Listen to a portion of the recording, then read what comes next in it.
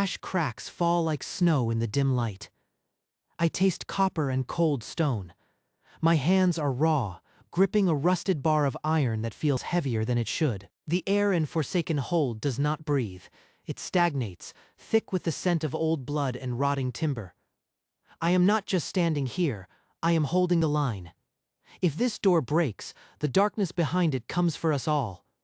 There is no other place to stand, no other hope left in this fractured land. I look up. Through the crack in the reinforced oak, a single eye glows. It is yellow, slit-pupilled, hungry. A low growl vibrates through the floorboards, rattling my teeth. The thing on the other side knows I am there. It has been waiting for me to tire, to slip, to make a mistake. My muscles burn. My vision blurs at the edges. But I do not let go of the iron bar. Not yet. Push. I scream, shoving my weight against the wood. The hinges shriek in protest. A claw scrapes against the other side, sparks flying from the metal. The door bows inward. The wood splinters. I brace my shoulder, digging my heels into the debris-strewn floor. Hold it together, I grit out through clenched teeth. Just a little longer. The pressure increases. The wood groans, a sound like a dying beast. Behind me, in the shadows of the antechamber, a figure stirs. Someone watches, someone waits to see if I fail. If I do, we all die, and I will be the reason why. It began hours before the door was about to give way, when the silence was still absolute and the only sound was the wind howling across the barren plains outside the castle walls. I woke up on the cold stone floor of the main hall. My head throbbed with a migraine that felt like a blacksmith's hammer striking my skull repeatedly. The air was freezing, biting at my exposed skin. I sat up, groaning, and looked around. I was in Forsaken Hold. It was exactly as the histories described, desolate, crumbling, and utterly devoid of warmth or hope. I stood on shaky legs. My uniform was torn, stained with dirt and something darker. I had no memory of how I got here, no memory of who I was before this moment. Just a name, Lachlan Starkwood, and a feeling that the world had ended while I slept. Who are you? The voice came from the shadows near the throne room entrance. A man stepped into the dim light filtering through the broken stained glass windows. He wore tattered leathers and carried a spear that looked older than he did. His face was scarred, his eyes sharp with suspicion. "I don't know who I am," I said, my voice rough from disuse. "My name is Lachlan Starkwood." The man lowered his spear slightly, but only slightly. "Starkwood, the fallen house? You must be joking. They've been dead for a century." "Apparently not me," I replied. "Where are we?" "Forsaken Hold," the man spat. "Or what's left of it. We're waiting for the end, or for you to give us a reason to keep breathing." I looked at the vast, empty hall. Pillars lay broken like teeth in a bleeding mouth. The ceiling was open to the gray sky above. "What do you need me to do?" The man laughed, a dry, humorless sound. "You need to be head of state, Starkwood. Someone has to sign the death warrants. Someone has to tell us when it's time to run. Or fight." "I'm not a politician," I said. "You're the only one with blood old enough to matter now," he countered. "And look at your hands." I looked down. A faint blue light pulsed beneath my skin, visible through the veins of my palms. It hummed, low and steady, matching the rhythm of my heartbeat. "What is that?" I asked. "The empire-building system," the man said, his tone losing its mockery, replaced by a wary awe. "It chose you, or it's mocking us all." The light intensified, spreading up my arms. Words began to form in the air before me, written in bright, golden characters that hovered in the cold air like fireflies. I reached out to touch them, but my hand passed through the light as if it were smoke.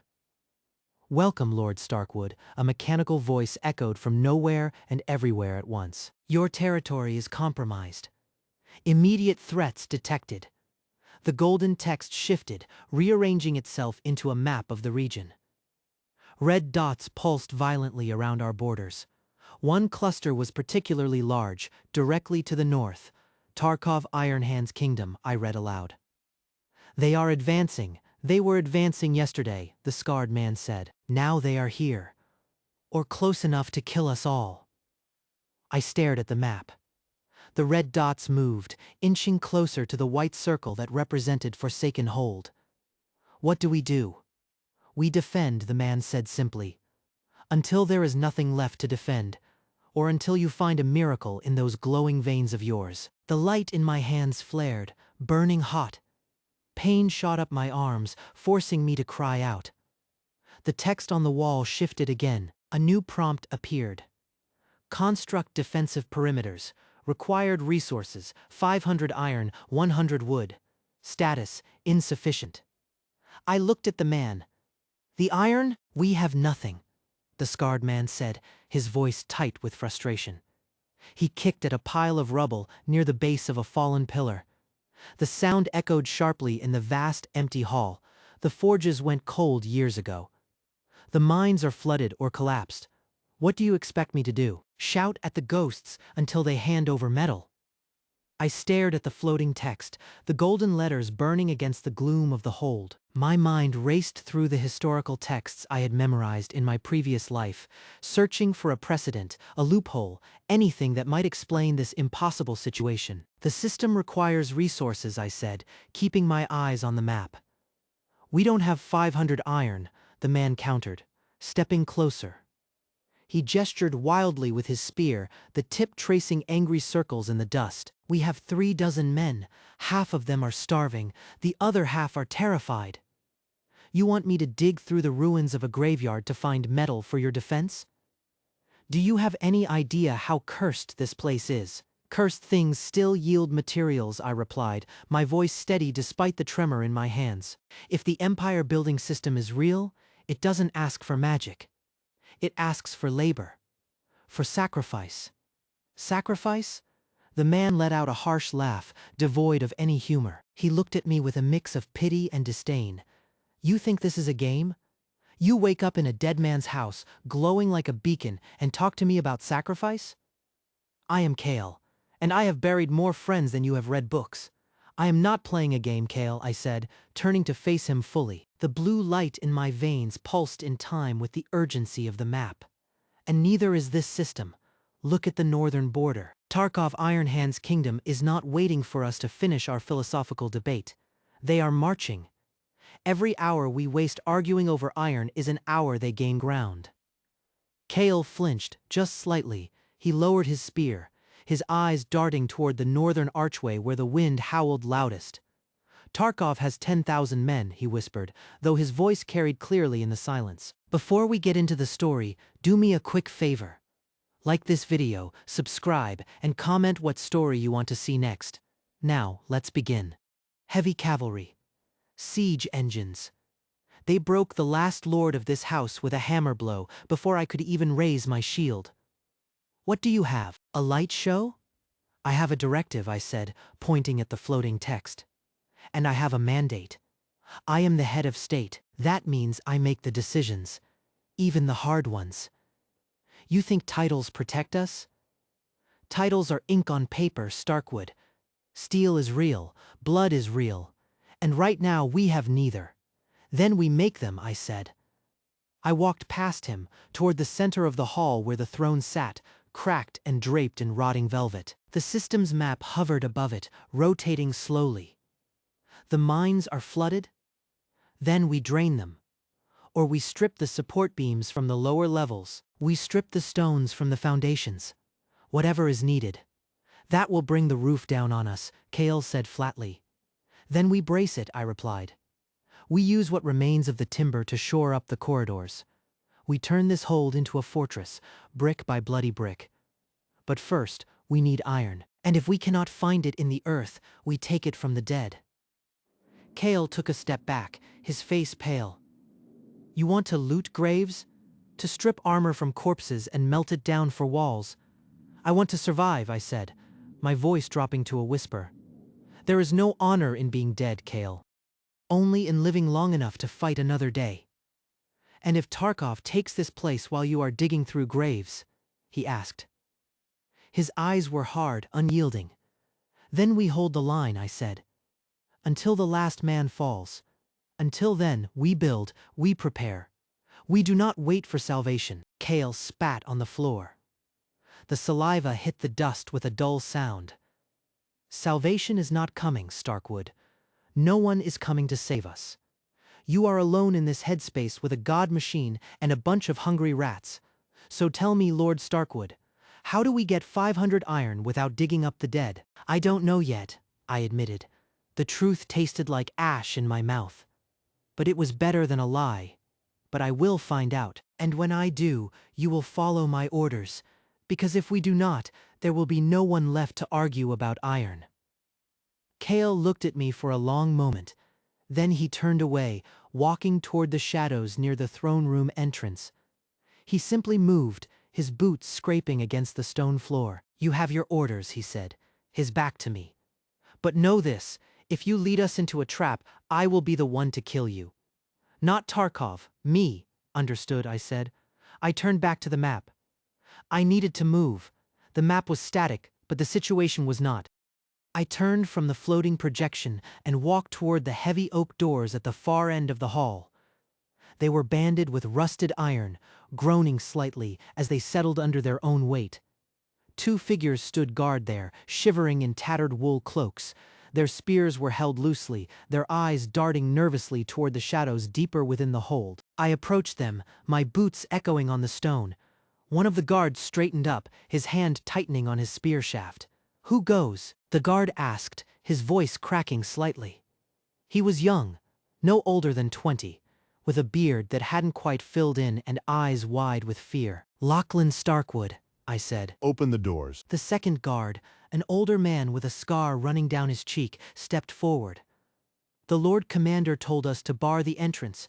No one enters or leaves without his word. The Lord Commander is dead, I said. My voice was flat, devoid of emotion. It was a fact, much like the map above the throne, and I am here now. Open the doors. The older guard hesitated, glancing at his younger companion. We can't just, you can, I interrupted, and you will. Because if we do not secure the perimeter, there will be no need for bars. Do you understand me? The younger guard swallowed hard and nodded. He moved to the heavy iron lever that controlled the locking mechanism. With a grunt of effort, he pulled it down. The bolt slid back with a grinding screech that echoed through the hall. Go on, I said. I pushed the doors open, revealing the courtyard beyond. It was a desolate expanse of broken flagstones and overgrown weeds. In the center stood the ruins of a fountain, its statue long since toppled into the mud. Beyond the courtyard lay the lower city, a maze of crumbling buildings and dark alleys that stretched down toward the river. The sky above was a bruised purple, the sun setting earlier than it should have, casting long, distorted shadows across the ruin. We have 3 patrols active, the older guard said. 2 in the lower city. 1 on the outer wall. I asked, is it secure? It's quiet, the younger guard said. Too quiet. We haven't seen a soul since yesterday morning. Just rats. And shadows. Shadows, I repeated. I looked out over the rooftops. The buildings were in varying states of decay. Some collapsed entirely, others standing precariously like rotten teeth. But there were lights. Faint, flickering lights in the distance, near the edge of the ruins where the land began to slope downward toward the river. Are those torches? I asked. The older guard squinted. We don't know. We haven't gone out that far. The patrols stick to the main roads. We need to know what's out there, I said. And we need iron. You said the forges are cold? Yes, Lord Starkwood. They burned out years ago. Can they be restarted? The older guard shook his head. The bellows are broken. The furnaces are cracked. Even if we had wood and iron, it would take days to get the heat up, and weeks to produce anything useful. Days, I muttered. Tarkov was not waiting weeks. He was likely hours away. The deep mine? The older guard grimaced. It's flooded. The tunnels collapsed during the last earthquake. We tried to send a team down, but they didn't come back. Did they bring up any iron on their last trip before the collapse? I asked. We found some tools, the younger guard said. Pickaxes, shovels, but no ore. The mine was empty. Empty, I said. I walked to the edge of the courtyard, looking down into the darkness below. The river was visible in the distance, a black ribbon winding through the mist. Then we look elsewhere. Where? The older guard asked. The church, I said. The Cathedral of St. Alred. It stood at the top of the hill. What did it have? Gold plating, the younger guard said, on the altars, and silver chandeliers. But iron? No one knows why they used gold for a holy place. Gold is soft, I said. Iron is strong, but if we need metal, we take what we can get. Gold can be melted down. It has value. Value can buy us time. The older guard sounded horrified. That's sacrilege. That's madness. It's survival, I said, and it's necessary. Who knows the layout of the cathedral? The younger guard raised a hand. My grandfather was a sexton there before he died. He showed me the place when I was a boy. I can get you in. Good, I said. Take 6 men, armed, and take whatever tools you can carry.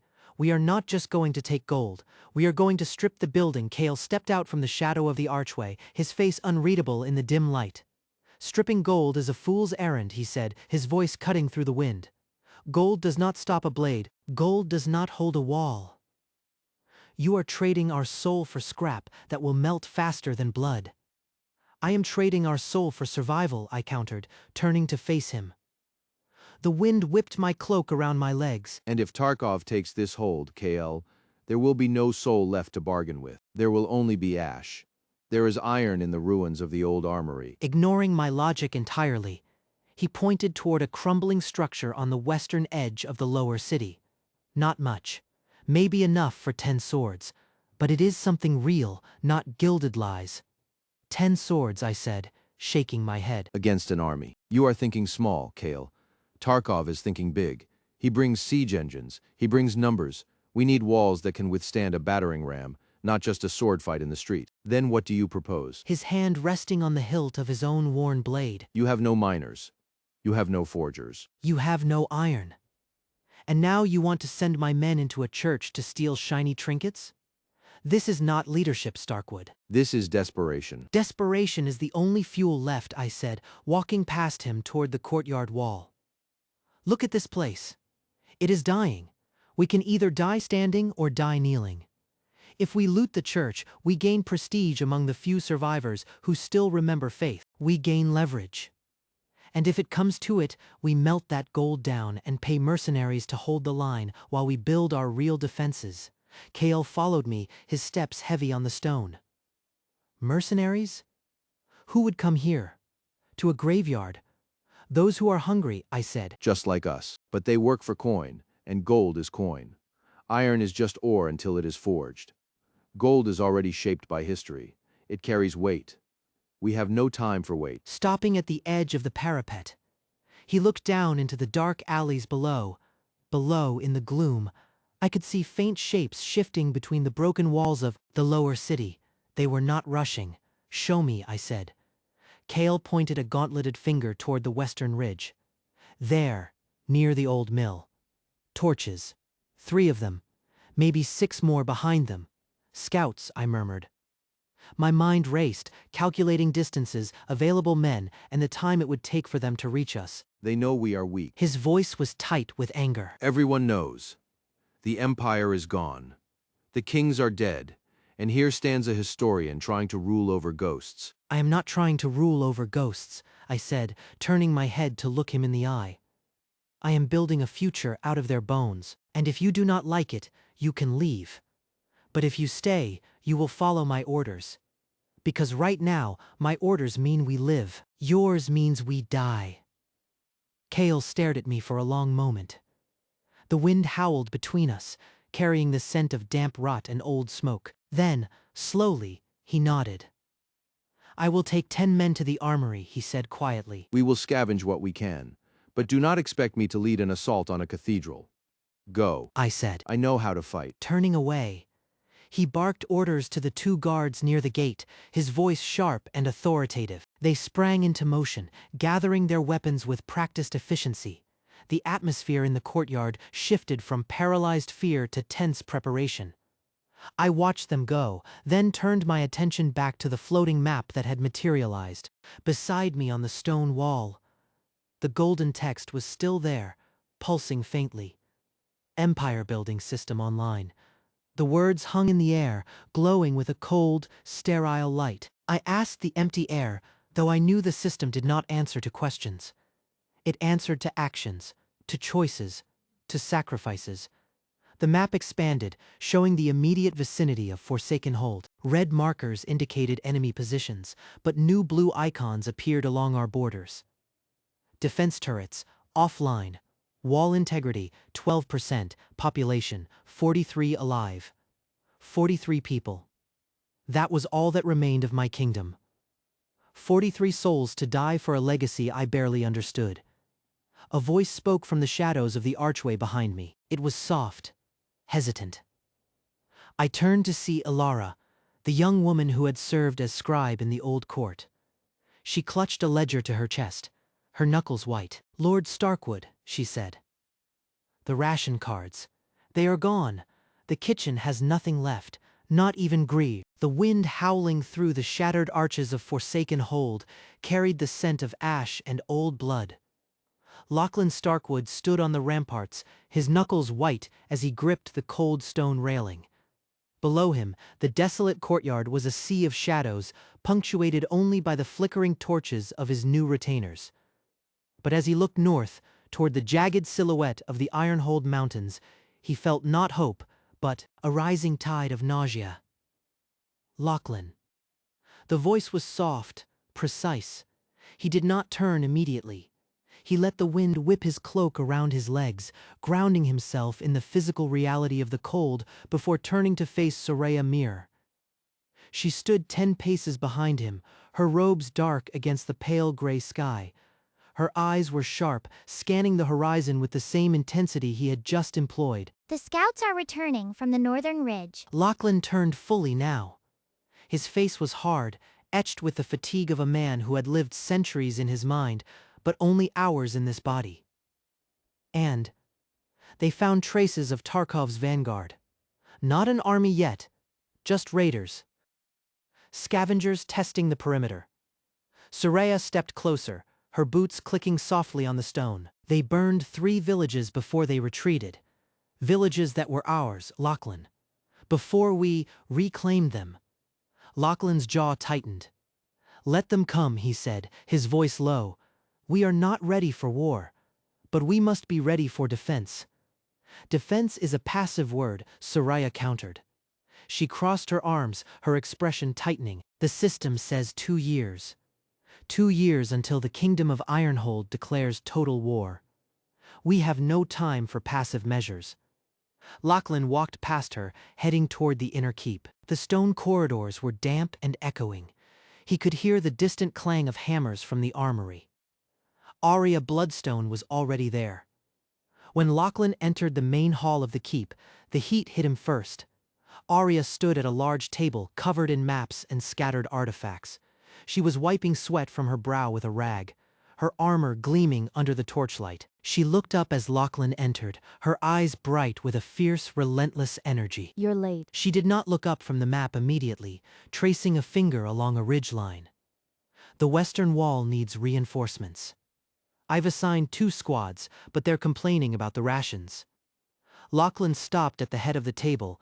He looked down at the parchment. It was worn, torn at the edges, depicting the fractured territories around Forsaken Hold. And I told them to eat dirt if they don't want it." She finally looked up, a grim smile touching her lips. "Morale is fragile, Commander, but fear of starvation is a stronger motivator than pride." Lachlan nodded slowly. He reached out and tapped the map, right at the center of the northern border. "We cannot hold this ground with walls alone. Tarkov's raids are just probes. They will send an army when they think we are weak." Soraya entered the hall behind him, her presence cool in the heated room. "Then we must show strength. Not just here, everywhere." Lachlan looked at Soraya, then back to the map, There is a place, his finger moving north along the map. an ancient stronghold, abandoned for centuries. It sits at a crossroads. If we secure it, we control movement into our territory. We control the high ground. Arya leaned over the table, her interest piqued. The old ruins near the Black River? I've heard stories about that place. Haunted. Unstable earth. Haunted by ghosts. Not men. And certainly not Iron Hand soldiers. Not yet. He looked at Soraya. Can you stabilize the structure? With your magic? Soraya studied the map, her brow furrowed. It would require significant energy, and materials we do not have. Stone iron offerings. We will find them. His voice was firm, leaving no room for argument. He traced a line from their current position to the distant stronghold. We move out in 3 days. I need this place secured before Tarkov's main force mobilizes. Arya straightened up, slamming her hand on the table. The sound echoed in the hall. 3 days? That's madness. We barely have enough hands to dig trenches here. Then you will find more hands. He met her gaze without flinching. Or you will find a way to make do with what we have. We are not just surviving Arya, we are building an empire. And empires require sacrifice. Sor Shareya stepped forward, her shadow stretching long across the stone floor. The cost is not just materials, Lachlan. It is blood. To stabilize an ancient foundation of this magnitude without modern mortar requires a binding ritual. A life for every pillar. We do not have that many prisoners. Arya slammed her hand on the table again. I don't care about rituals. I care about walls that stand up when the Ironhold warhammers hit them. If you need bodies, Lachlan, take them from the prisoners we captured during the last raid. They are nothing but mouths to feed. Lachlan looked at Arya, then at Soraya. The weight of the decision settled in his chest like lead. Prisoners are our labor force, he said. They build the roads, they dig the trenches. If we kill them for magic, who will work? If we don't use them for magic, there will be no roads to walk on. Arya countered. Her eyes were hard, devoid of pity. The system gave you a choice, Commander. Build now or die later. I say we burn the fuel. Soraya shook her head slowly. It is a moral line, Lachlan. Once we cross it, we are no better than Tarkov. Lachlan turned back to the map. His finger hovered over the ruined stronghold. Tarkov kills for sport. I kill for survival. There is a difference. He looked up at Soraya. Prepare the ritual components. I will handle the rest. Soraya's expression tightened with concern, but she nodded. She turned and left the hall, her robes swirling around her legs. The heavy doors boomed shut behind her, leaving Lachlan and Arya alone in the sudden silence. She doubts you, she said. Good. It keeps her sharp, but don't let it make you weak. We need that stronghold, and we need it yesterday. Lachlan walked around the table to stand directly in front of Arya. He was a head taller than her, but he did not loom. You have your orders, Commander. Prepare the men. Tell them the destination is sacred ground. That will keep their morale up until we get there. Arya grinned, a fierce, predatory smile. Sacred ground or not, I'll make sure they walk with purpose. But Lachlan? Yes? When we break that foundation, she said, her voice dropping to a whisper, don't expect me to hesitate. If it costs lives, I'll count it as progress. Lachlan held her gaze for a moment longer, then nodded. Progress is all we have left. The night air in the courtyard was biting. Lachlan stood on the ramparts again, but this time he was not alone. Arya had joined him, leaning against the parapet with her arms crossed. Below them, the torches burned lower, the shadows lengthening as the moon climbed higher. The scouts reported movement near the Black River. Tarkov's scouts are getting bolder. They know we are vulnerable. Lachlan looked north. The mountains were dark silhouettes against the starry sky. Let them watch. Let them see our weakness. It will make them arrogant. Arrogance is a crack in the armor. And what happens when they strike? Do we have a plan for that?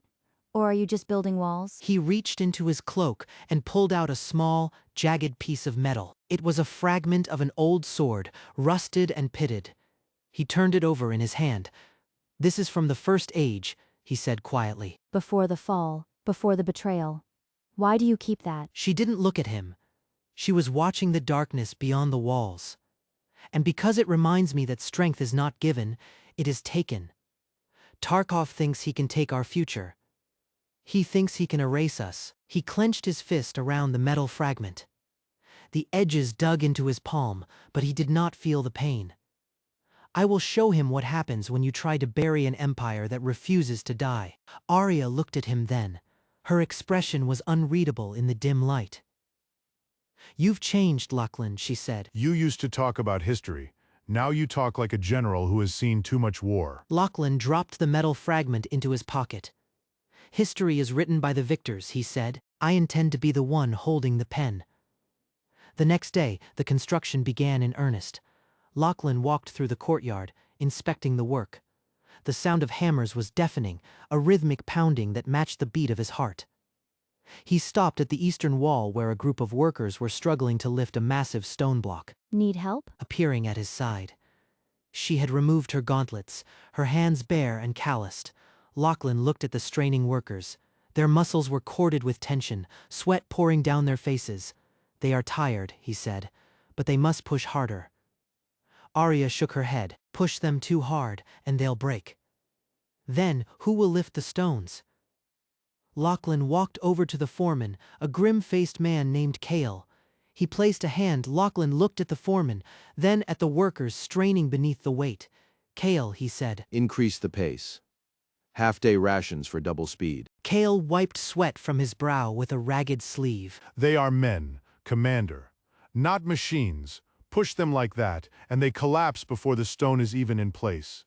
Then teach them to carry it. He did not raise his voice. He let the silence stretch between them until Kale's eyes dropped to the ground. Or find me men who can. Arya stepped closer, her voice low and sharp.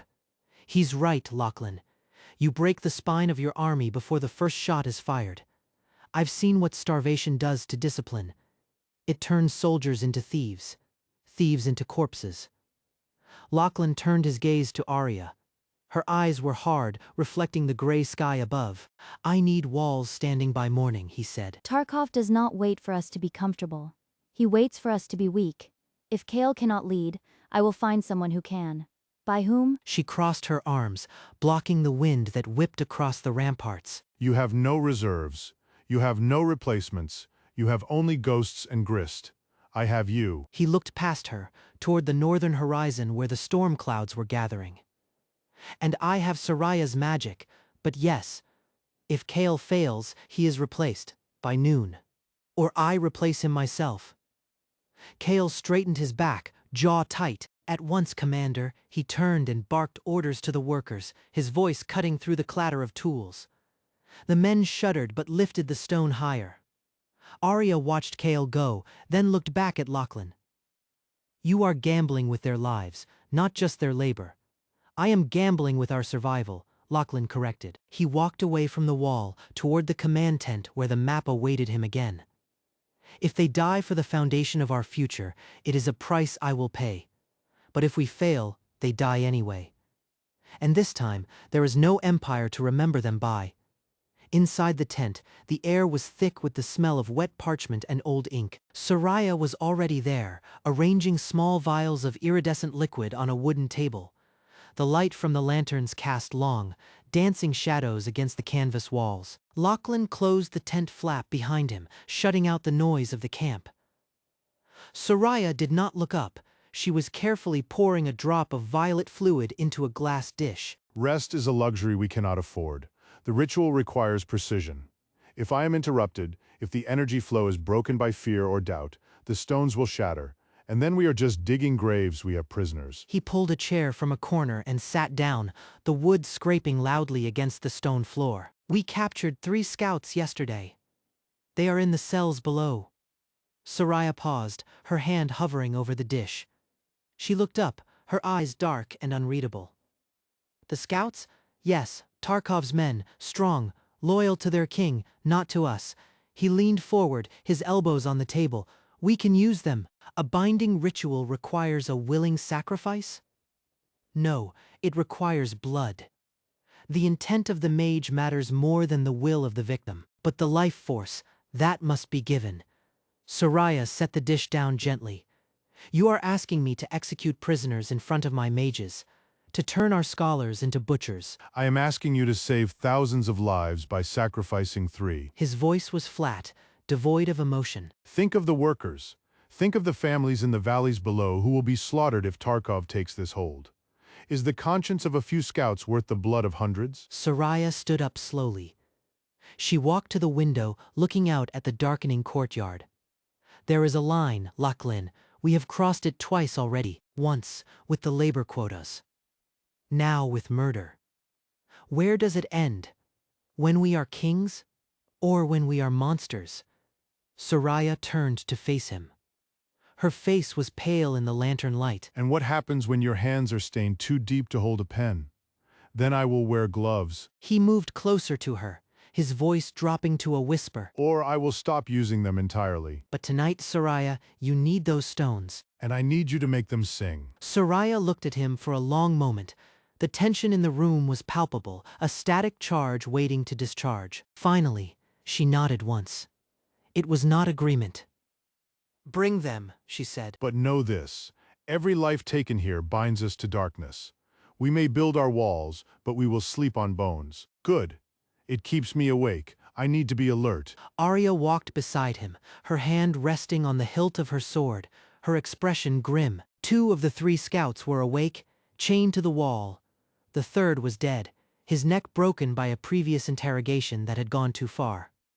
Lachlan ignored the body and stepped up to the 2 living men.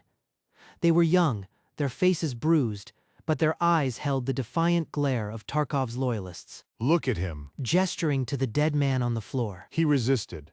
He chose pride over survival. It got him killed. One of the scouts spat a mouthful of blood onto the stone floor between them. You think killing us stops Tarkov? He will send an army. You are just digging your own grave deeper. He looked at Arya. Prepare the ritual space. Soraya is waiting in the eastern courtyard.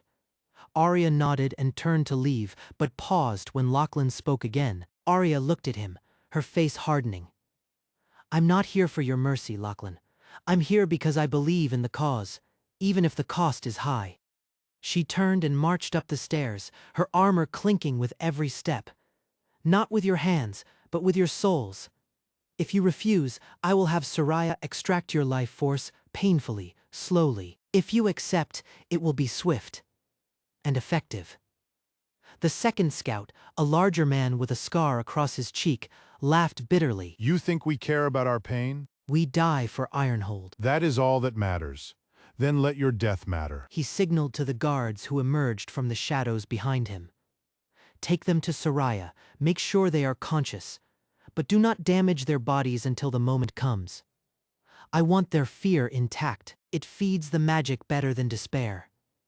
The guards grabbed the scouts, dragging them toward the exit.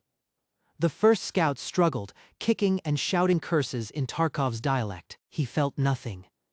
Only the cold calculation of a general weighing the necessities of war.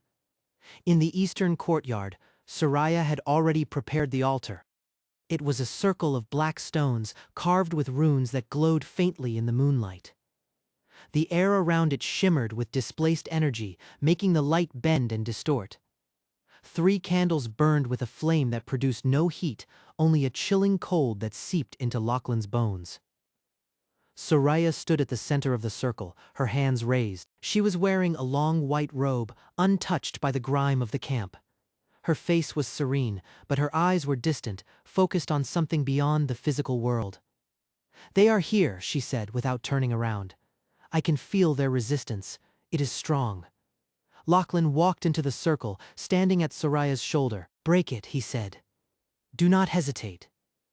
If you falter, the magic will backlash. You could be killed. Soraya turned to him, her expression softening for a brief moment. You are asking me to become a monster, Lachlan. Is that what you want? For me to lose my soul? I am asking you to save your people. Your soul is your own burden to bear. But these lives, they are resources, and I will use every resource at my disposal. Soraya looked at the prisoners as they were dragged into the circle by the guards. The scouts were bound and gagged, their eyes wide with terror. Begin. Soraya raised her hands higher.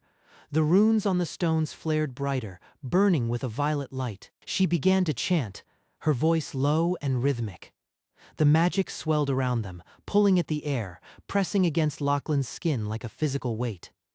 He watched as Soraya's power wove through the prisoners, siphoning their life force into the stones.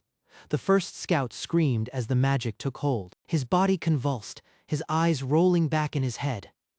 The second scout tried to struggle, but the chains held firm. The third remained silent, staring blankly ahead, accepting his fate. He saw the life drain from their faces, replaced by a pale, waxy hue. After what felt like hours, but was likely only minutes, the chanting stopped. The runes dimmed. The prisoners lay still, their bodies limp and empty. Soraya lowered her hands, breathing heavily. She looked at Lachlan, her eyes filled with a mixture of exhaustion and horror. The air inside Forsaken Hold tasted of iron and old dust, a heavy metallic tang that coated the back of Lachlan's throat with every breath. He stood over the scarred wooden table, his knuckles white as he gripped the edges, staring down at the worn parchment that had become his only map of reality. But to the west, hidden within the tangled roots of the ancient woods, lay the Forest Clans Federation. He needed both clarity and force. Soraya Mira stood near the cold hearth, her fingers tracing the rim of a cracked water goblet. She did not look up when Lachlan turned his gaze toward her, but he knew she was watching him, assessing the weight of the crown that felt like lead on his shoulders. You're staring at the north again. Breaking the silence with a quiet clarity that cut through the oppressive atmosphere of the hall. The north is a wound that must be cauterized later. His voice low and steady despite the fatigue gnawing at his bones. For now, we need leverage. The system pointed us west, to the forest clans. Soraya finally looked up, her eyes dark and unreadable. We smell of desperation, Lachlan corrected, stepping away from the table to pace the length of the room. Desperation is a currency they understand.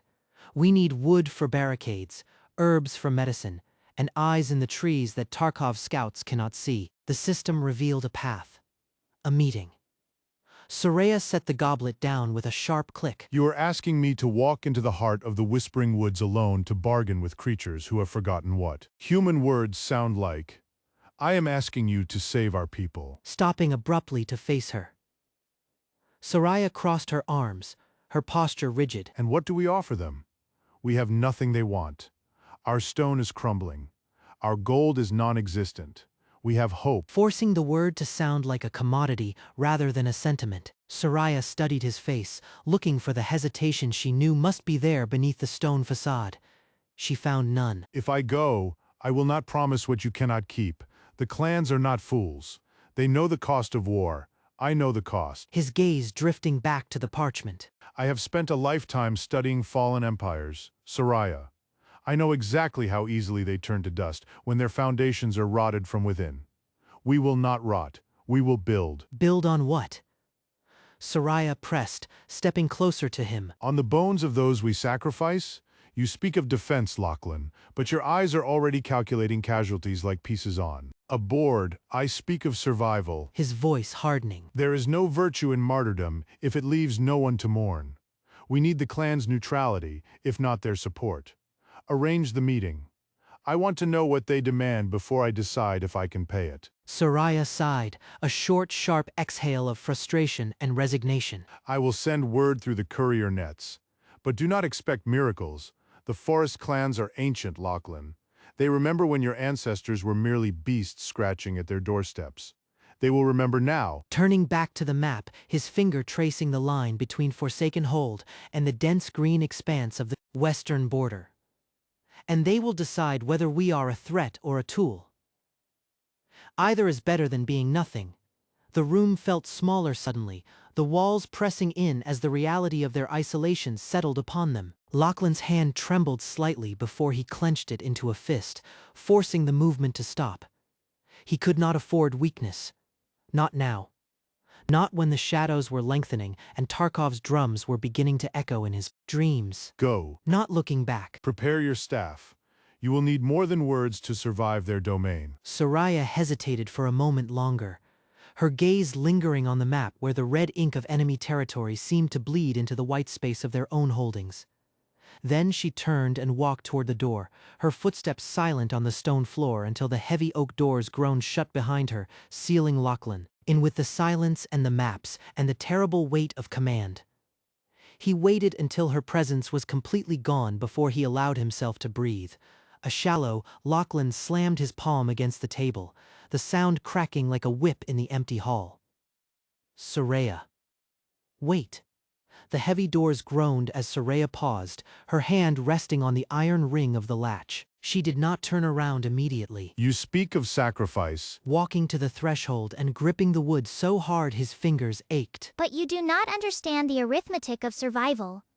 If we starve, Tarkov takes nothing but empty land. If we fight without supplies, we die in the mud. The clans have food. We have the only thing they lack: order. Order is a cage. Her voice flat. And cages are built for prisoners. We are not prisoners yet. Lachlan said, We are architects, and I need you to build the foundation. If the clans refuse us, Tarkov will be at our gates within the month. Do you want that choice? To watch the walls burn because we were too proud to beg? Soraya turned then, her face hard in the dim light. I do not beg, Lachlan Starkwood. I negotiate, and I will not let you turn this hold into a butcher's shop before the first arrow flies. Then ensure they hear our terms, not my pleas, our strength. The system shows me their weakness. Do not let them see it either. Soraya nodded once, sharply, and pulled the door shut. The lock clicked with finality. Lachlan stood alone in the silence for a long moment. The hum of the Empire building system grew louder in his mind, a persistent, digital thrum that translated into anxiety. He looked down at the map again. The red lines representing Tarkov's vanguard were inching closer to the border markers he had drawn himself. They were real. Men and women were dying, or would die because of a delay in logistics, because of pride. He grabbed a quill, his hand steady now that the immediate confrontation was over. He began to sketch new defensive lines, pushing them deeper into the hold's interior.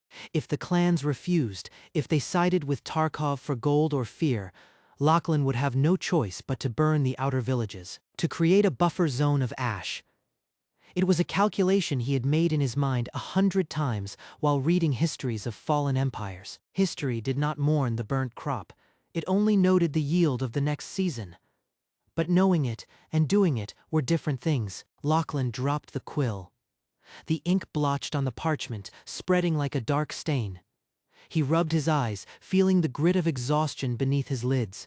He needed to move. Staring at the map was paralyzing action. He went to the armory chest in the corner, dragging it out with a scrape of wood on stone. Inside lay the few functional weapons left in the hold. Rusted spears, a single broadsword with a cracked hilt, and shields that had seen better centuries. He picked up the broadsword. The weight was familiar, comforting in its deadliness. He tested the balance, swinging it slowly in the air. It felt light, too light, a toy for children compared to the warhammers Tarkov's knights wielded. Useless, a voice said from the shadows of the corridor entrance. Lachlan spun around, the blade raising instinctively. Cale stepped into the torchlight, his armor patched with leather and scraps of cloth. He was a veteran of the old wars, one of the few men who had stayed when others fled. He carried no weapon, his hands empty and open. You wake early. Lowering the sword slightly, but keeping it raised. I never sleep. Walking into the room. His boots were silent, a habit from years of stalking game and enemies alike. The men are restless. They hear the rumors. Tarkov's scouts have been seen near the northern ridge. Let them be seen. Fear is useful if managed correctly. Fear makes cowards. Stopping 5 paces from Lachlan. And we need soldiers, not philosophers who quote dead men while sharpening their egos. Lachlan's jaw tightened. He lowered the sword completely and sheathed it with a harsh scrape of metal on leather. And what do you propose, Cale? That I give them gold they do not have? Food they did not grow? I propose you look at the men. Gesturing to the window where the first rays of dawn were bleeding into the sky. They are tired. They are cold. They miss their families. You talk of fallen empires as if they are textbooks. To them, history is just the name for the grave they might dig for themselves next week. I am trying to save their lives. His voice rising. By starving them? Cale challenged. Soraya says you cut the rations. You say it is for the clans. But I know you are hoarding. You think you can buy loyalty with bread later. Lachlan stepped forward, invading Kale's personal space. The soldier did not flinch. I am securing resources for the defense of this hold. If we fall, there is no later. There is only death. And if we rise, His eyes cold and hard. will you remember that your people are not just stones in your wall? Will you remember that they bleed? I will remember everything. That is my burden. Kale held his ground, the silence stretching taut between them until it snapped under. The weight of Lachlan's gaze. The soldier did not blink, his eyes reflecting the dying embers of the hearth fire that had long since cooled to gray ash. We are not stones. His voice low and gravelly. We are men who will break if you squeeze too hard. Then I must ensure we do not break before the enemy strikes. Turning away from Kale to face the map once more.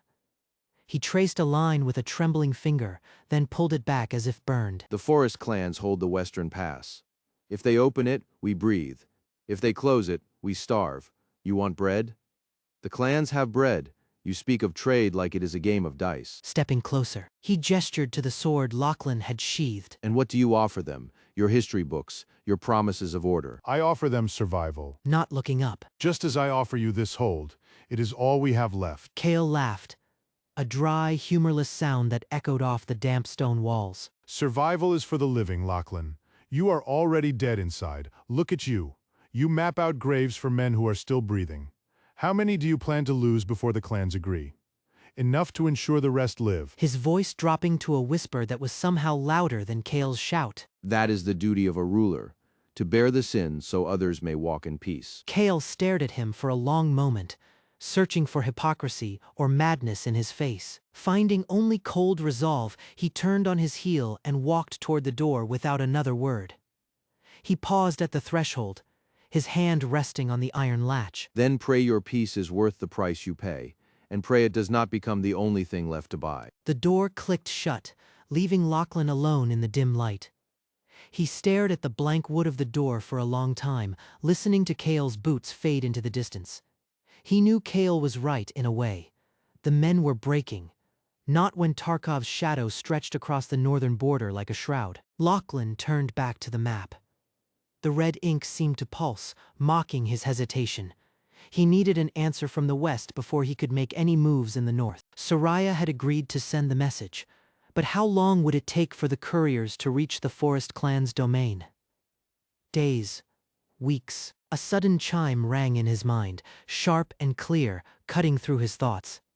The Empire building system was active. Quest updated, diplomatic outreach, objective, secure an audience with Elder Kylar of the Forest Clans Federation. Ruward, access to western trade routes, potential alliance against Tarkov Ironhand. Penalty for failure, isolation and starvation within 30 days. Lachlan frowned. 30 days. He had barely a month before starvation set in, let alone an army at the gates. Now. He grabbed a sheet of parchment and began to draft a response to Soraya's initial outreach, adding coordinates for a neutral ground, a ruined watchtower halfway between their borders, long abandoned to the vines and rain. It was risky, but time was a luxury he could not afford. The sound of boots on stone interrupted his writing. This time, there was no pause at the door. Soraya entered, her robes damp from the morning mist, a scroll case clutched tightly against her chest. Her face was pale, her eyes wide with a mixture of fear and urgency. You sent the message. Not looking up from his parchment. And they responded quickly. They did not just respond, Lachlan. Her voice trembling slightly. She placed the scroll case on the table with a heavy thud. They demanded an audience. Here. Today. With you. Lachlan paused, his quill hovering over the ink. Today, that is impossible. I have not prepared. You do not need to prepare for politics, Soraya interrupted, her eyes locking onto his. You need to prepare for survival. They sent a delegation, 3 members, led by Kylar himself. Kylar, the name struck Lachlan like a physical blow. He had read of him in the archives, Kylar the Ironbark, a leader who had negotiated peace between warring clans and broken sieges with nothing but words. A man who valued tradition above all else. If he was coming personally, it meant the forest clans were not merely curious. They were watching, and they were judging. Where are they? Lachlan asked, standing up abruptly. At the gates, the guards are nervous. They do not like how the trees seem to move around them. The forest is alive in a way we are not used to. Lachlan grabbed his cloak from the hook by the door. It was heavy, woven from dark wool that had seen many winters. He pulled it over his shoulders, the weight grounding him. Then let us go to them. If they want to judge me, I will let them see what they are. Lachlan moved past the heavy oak door, his boots striking the stone floor with a rhythm that matched his rising pulse. The corridor outside was dim, lit only by the occasional torch that sputtered in the damp air of Forsaken Hold. He could hear the murmur of voices drifting from the courtyard below, tense, hushed, and edged with the specific kind of fear that comes from facing the unknown. Soraya walked beside him, her steps quick and light, yet her face was drawn tight with anxiety. She clutched the edge of his cloak sleeve for a brief second before letting go. They are not here to negotiate. Her voice low as they descended the spiral stairs. The system's urgency is not without cause. Kyler does not come to discuss trade ratios. He comes to see if you are worth the breath it takes to speak. And if I am not, then the Western Pass closes, and we starve before Tarkov even draws his sword. They reached the bottom of the stairs and pushed open the heavy doors to the inner courtyard. The morning mist hung low over the cobblestones, curling around the ankles of the few guards who stood at attention, their spears held rigidly. Beyond the courtyard gates, the forest loomed, a wall of twisted roots and shadow that seemed to pulse with a slow, biological rhythm. Standing just outside the gate was a small delegation, 3 figures clad in robes woven from bark and living vines. The leader stepped forward as Lachlan approached, his presence commanding despite his slight frame. This was Kylar. His skin was pale, almost translucent, marked with intricate tattoos that shifted like leaves in the wind. Soraya stopped at the gate's threshold, signaling to the guards to remain still. She stepped into the gap between the worlds of stone and forest, her hands open and empty. You have what we need, Soraya Mayer. His voice sounding like dry leaves skittering over pavement. A new beginning, or a swift end. Lachlan halted a pace behind Soraya, his shadow falling across the cobblestones. He studied the elder's face, looking for any sign of deceit, but found only an ancient, weary resolve. We offer survival. But survival requires cooperation. The forest clans hold the keys to our western supply lines. Tarkov Ironhand marches on our northern border with an army that numbers in the thousands. We need your grain, your medicine, and your neutrality. In return, we offer protection from the encroaching dark. Kylar tilted his head, a bird-like movement that was unnerving in its precision. Protection? From whom? The trees do not fear steel, they fear fire, and they fear the absence of life. We are not asking you to fight for us. Stepping forward slightly, Soraya's hand twitched as if to stop him, but she held back. Your people are loud, one of the other delegates, a woman with eyes like polished obsidian, spoke up from behind Kylar. Her voice was sharp, cutting through the mist. They break branches, they burn wood that should decay. They dig holes in the earth that remembers everything. And your silence is suffocating. Turning his gaze to her. We cannot eat silence.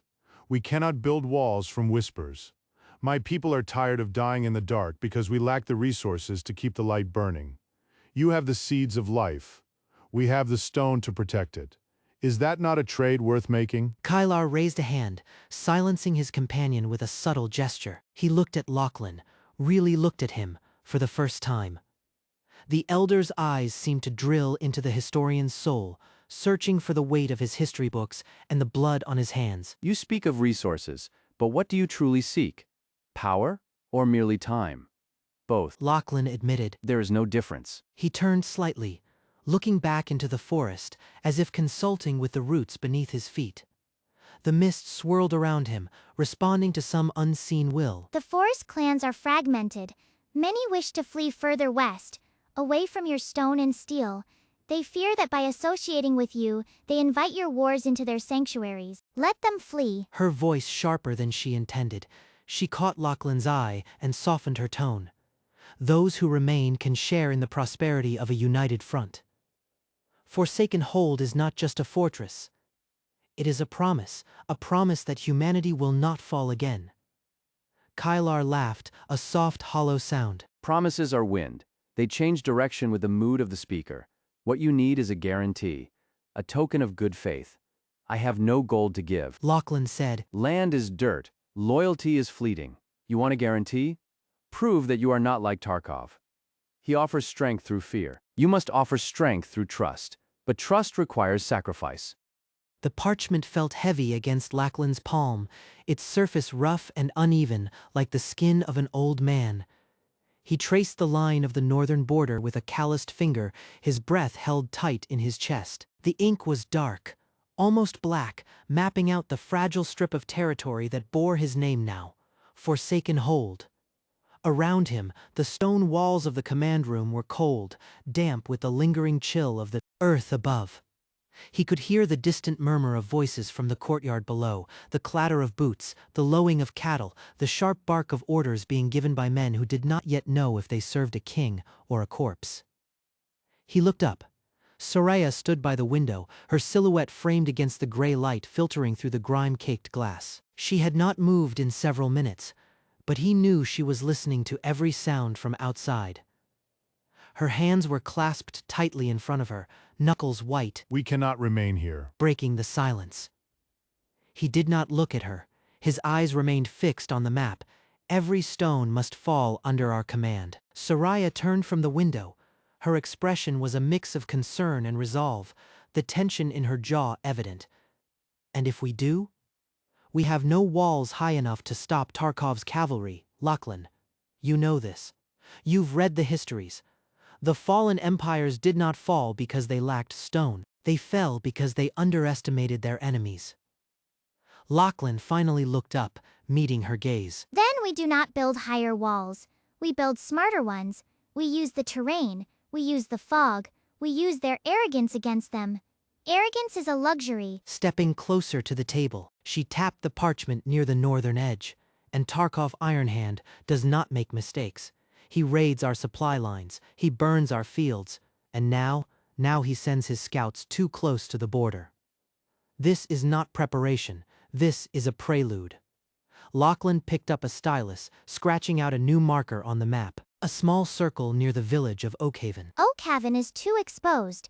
If Tarkov moves south, that village will be the first to break. Then we move the people. We evacuate Oakhaven before dawn. We take them deeper into the holds, to the secondary tunnels. It will slow us down, but it saves lives. It exposes our weakness. If we abandon territory without a fight, every hamlet within 50 miles will rise up against us. They will think we are afraid. Fear is prudent when outmatched, Soraya shot back. Cowardice is fatal. What you call caution, the people will call desperation, and desperation breeds rebellion. Lachlan set the stylus down with a decisive click. He turned his chair fully toward her. I am not running. I never run. The empire building system showed me the threats. It showed me Tarkov's movements. But it also showed me something else. Look here. He pointed to a cluster of symbols he had drawn in red, near the border between Forsaken Hold and the Kingdom of Iron. These are not just raids. These are coordinated strikes. They happen at night.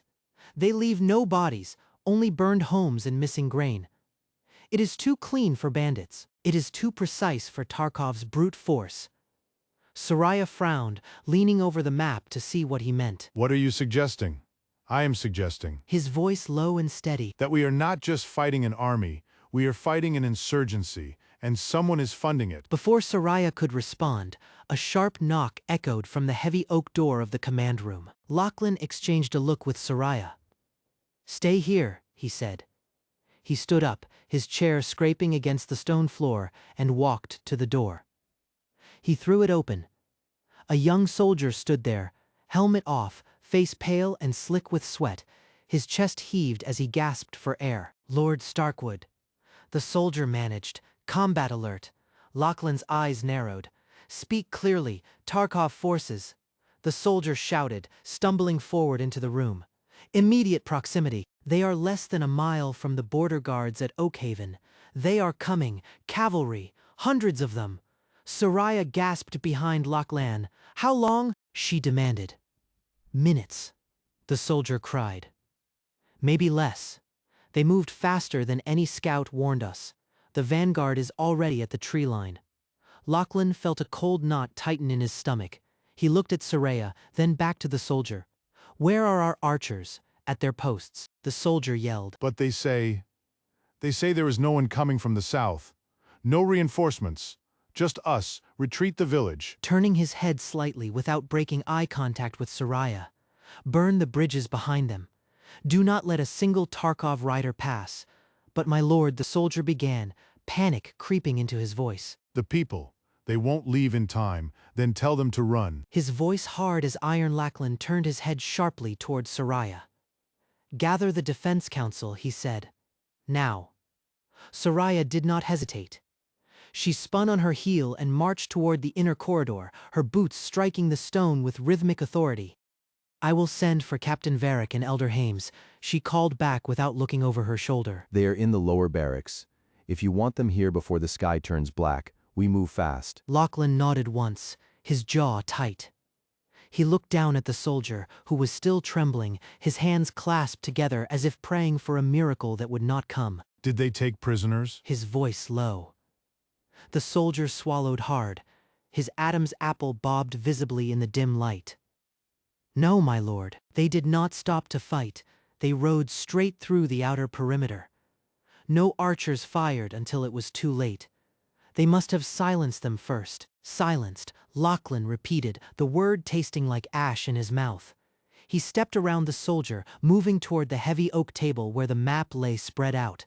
His finger hovered over Oakhaven, now a red circle of impending doom. Tarkov knows our routes. He knows our watch rotations. Soraya stopped at the doorframe, her hand on the latch. Or someone told him, she said. Her eyes were hard, stripped of their earlier hesitation. You mentioned funding. You mentioned an insurgency. This is not just a raid, Lachlan. This is a test. He is seeing how we react. He is seeing if we fracture. Lachlan looked up from the map.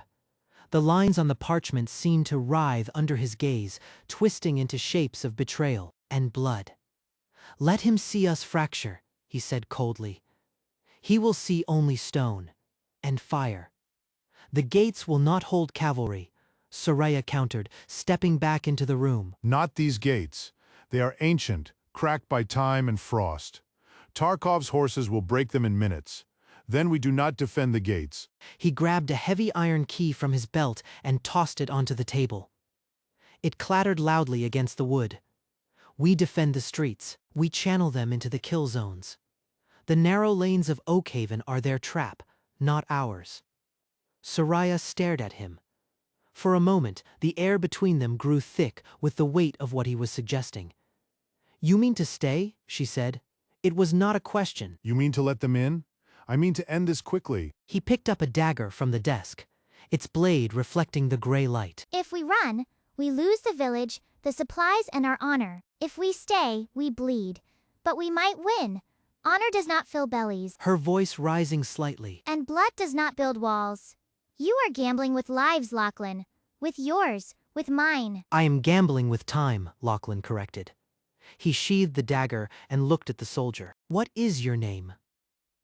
The soldier blinked, confused by the sudden shift in topic.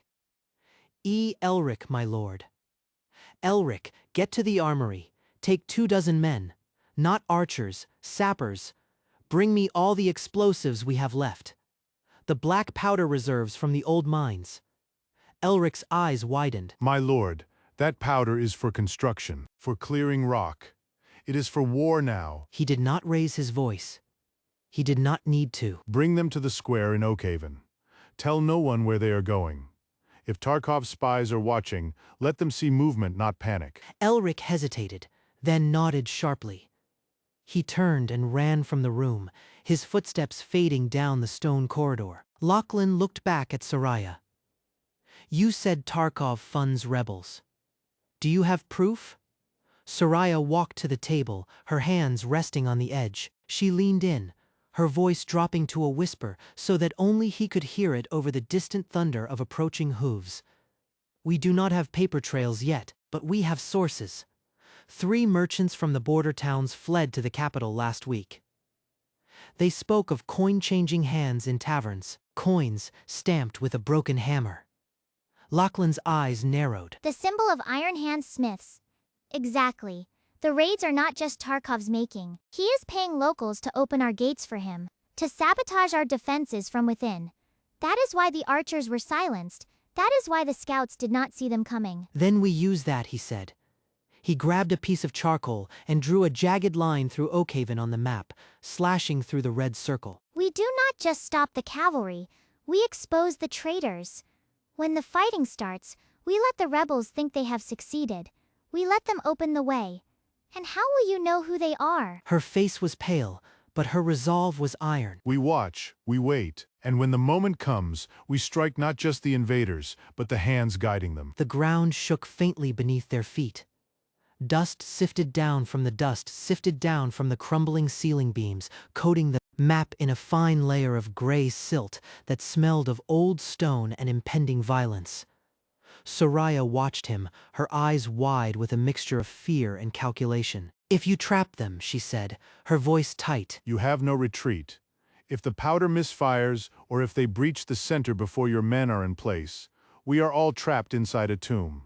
We do not have a choice, Soraya. He looked up, meeting her gaze without flinching. Tarkov wants to break us. He wants to show that resistance is futile, so we give him an illusion of weakness. And the civilians? She asked. The ones who stay? The ones who cannot run in time? Lachlan's jaw tightened. Evacuation is complete, Lachlan lied, his voice flat. The ones left are those who chose to stand, or those who will not leave their homes. We do not condemn them. We defend them. They are not soldiers, Lachlan. She stepped closer, invading his personal space, her breath visible in the sudden chill of the room. They are farmers, merchants, children. If you turn Oakhaven into a slaughterhouse, you will lose their hearts forever, even if we win. If we do not win, they die anyway. He turned back to the map, picking up a quill. He drew a small circle in the market square. This is the kill box, the narrowest point. We collapse the upper floors on the eastern wall to funnel them here. Then we detonate. Soraya let out a sharp breath, her shoulders slumping slightly as she processed the horror of it. You are destroying your own capital to save your skin. I am saving my people, Lachlan corrected. By striking fear into Tarkov, by showing him that even our stones are weapons. The door burst open again. This time, it was Captain Varric. The man was already in full armor, his sword drawn, his face smeared with dirt and determination. Behind him trailed Elder Hames, leaning heavily on a cane, his face gray with age and anxiety. My lord. Skipping the pleasantries entirely. The vanguard has breached the outer palisade. They are cutting through the gates like paper. We have maybe 10 minutes before the main body arrives at the square. Lachlan did not look up from the map. Is the powder in position? Most of it. Checking his sword belt. But half the sappers are missing. Deserters? Or worse. Soraya said quietly. She stepped aside to let Lachlan see Varric clearly. He knows about the funding. He knows who is behind it. He stood, pulling a heavy cloak over his tunic. Captain, take your men to the western rooftops. Do not engage until they are in the square. Let them think they have won. Let them get comfortable. Varric hesitated. Comfortable. My lord, my men want to cut their throats. Patience. He walked around the table, stopping just behind Varric. A single death is a battle. A massacre is a lesson. We are teaching a lesson today. Varric gritted his teeth, but he nodded sharply. Understood. But if they break through the center, they won't. He turned to Elder Hames. Elder, you stay with me, and you will watch the streets. Watch who runs, watch who hides, watch who points. Hames blinked, confused. Pointing? To their friends. When the fighting starts, the traitors will look to their allies for safety. They will not look to us. We need to know who looks where. Hames paled. You want me to betray my neighbors? I want you to save the town. He grabbed Hames by the arm, pulling him toward the door. Come. The show is about to begin. They ran out of the command room, descending the spiral stairs 2 at a time. The sound of the approaching cavalry was no longer distant. It was a roar that shook the very foundations of the hold. Lachlan could hear the screams of the few defenders still holding the outer wall, cut short by the clash of steel and the cry of horses. When they emerged into the courtyard, the sky was darkened by smoke. The air smelled of burning wood and blood.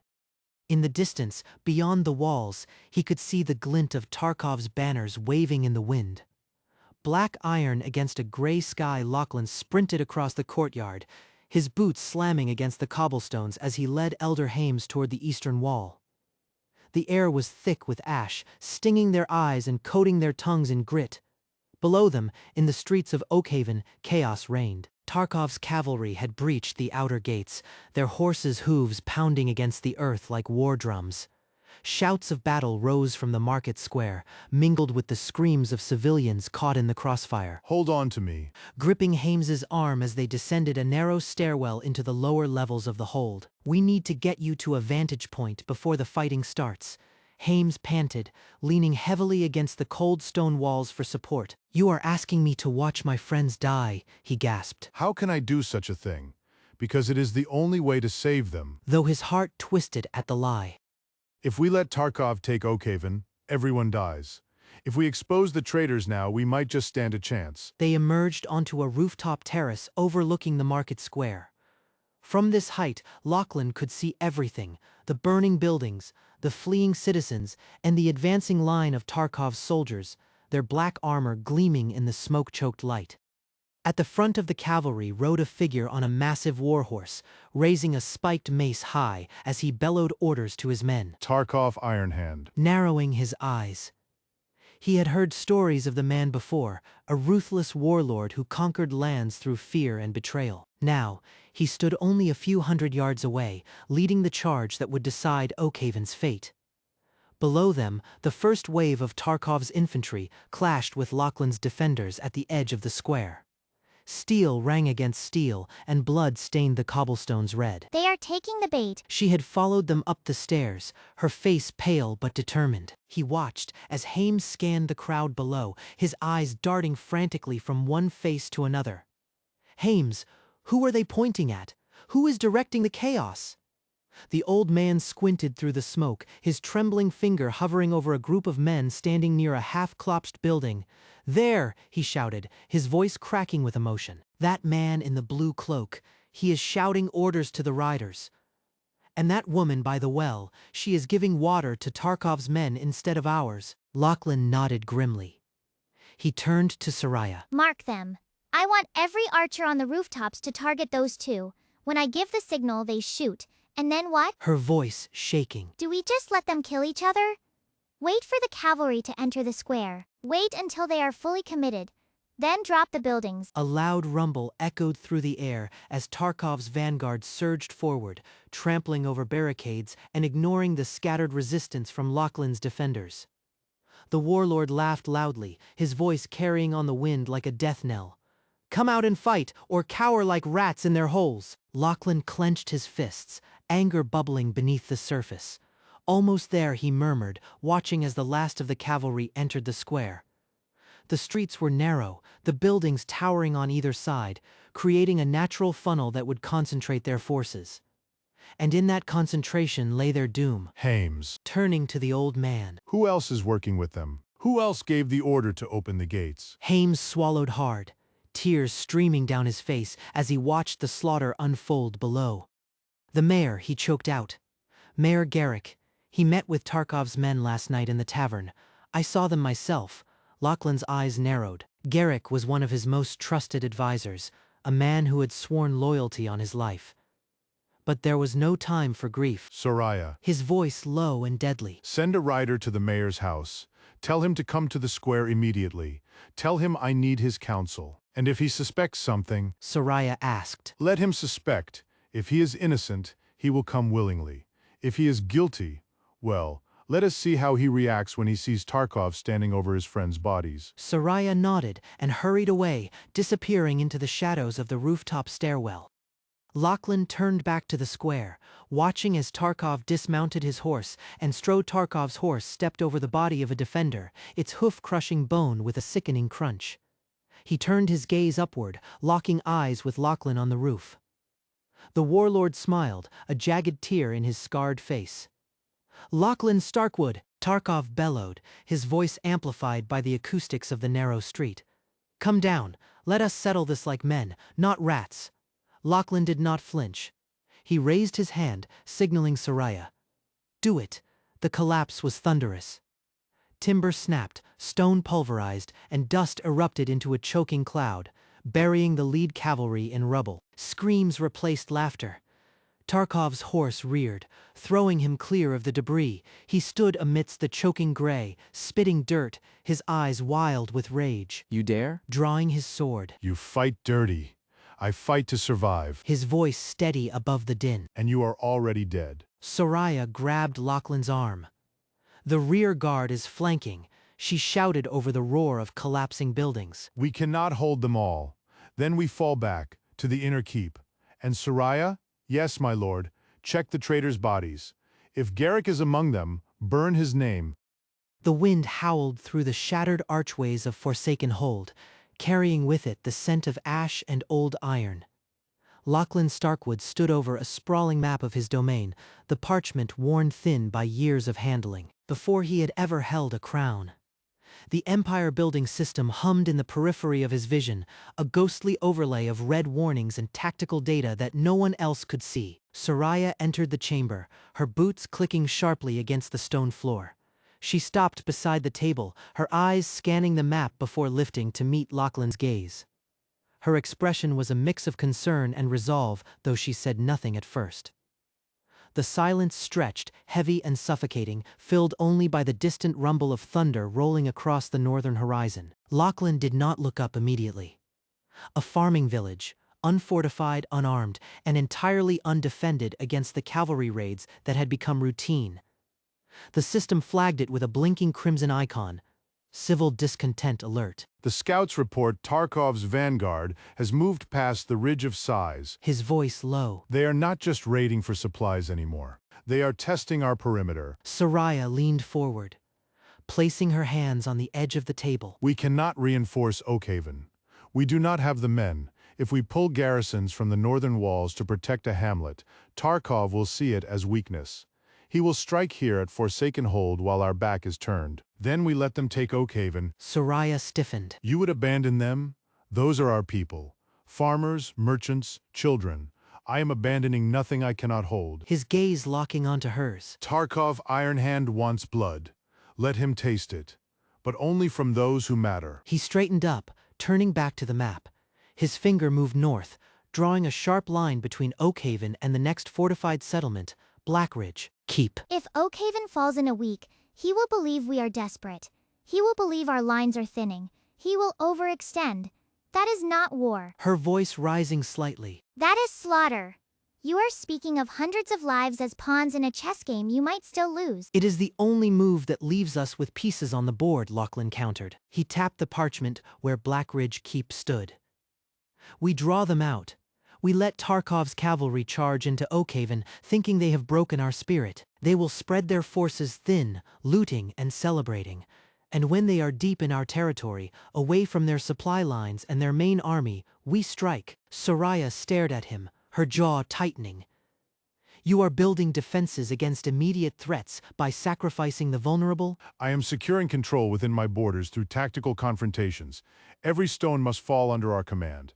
If I do not draw Tarkov out now, he will siege Forsaken Hold when our walls are still cold and our troops untested. Is that your preference, to watch the keep burn because you refuse to lose a village? Soraya's eyes flickered to the map. The red warning from the system pulsed brighter, mirroring the anxiety tightening in her chest. And what of the ones left behind? When they find out their ruler sent them to die so they could be used as bait. Morale will drop, Lachlan admitted, his voice devoid of emotion now, stripped bare of mercy. The system shows a sharp decline in civilian morale across the borders of human territory. It is necessary. Pain unites a people faster than hope ever could. They will hate Tarkov for killing them, and they will fear me for sending them to die. But they will also see that I do not hesitate when the kingdom hangs in the balance. He turned to her fully now, his posture rigid. Tarkov Ironhand makes his move and raids small villages under my control, leading to the first skirmish that tests our capabilities. But this time, we are ready. We will turn back his early advances and establish an initial foothold territory, but I cannot do it if Tarkov thinks he can just take what he wants without consequence. Soraya looked down at the map, her hand trembling slightly before she clenched it into a fist. You are playing with fire, Lachlan. This is the first hard decision involving sacrifice of civilian lives. It leaves moral scars that may never heal. Then I will learn to live with the scars rather than burn with the kingdom. Prepare the ambush points. The forests along the eastern ridge are thick enough to hide 300 men. We wait for Tarkov to commit. When his cavalry is engaged in Oakhaven, we strike from the flank. We hit their supply wagons. We cut off their retreat. And if he does not take the bait? Soraya asked. If he holds back and sends only infantry? Lachlan's eyes narrowed. The system chimed a soft warning, highlighting a potential flanking maneuver by Tarkov's heavy infantry. Then we force his hand. Then we starve him until he comes. His voice flat against the drumming rain outside. He swept his hand across the map, knocking over a carved wooden marker that represented a supply depot. We burn the granaries in Blackridge. We salt the earth in Oakhaven's fields before we leave. Make it look like a scorched retreat, not a strategic withdrawal. Soraya recoiled as if struck. The wood clattered to the stone floor, rolling toward her boots. She stared at him, her breath hitching in her throat. You would poison their soil. You would destroy the livelihood of every family there so they have nothing left to fight for. I am giving them a reason to hate Tarkov more than they fear me. His gaze remained fixed on the red zone of the system overlay, where the digital icon for Oakhaven pulsed with increasing urgency. Hunger is a powerful motivator. When Tarkov's men ride into that town and find only ash and empty silos, they will be angry. They will be reckless. Anger makes soldiers sloppy. Sloppy soldiers die.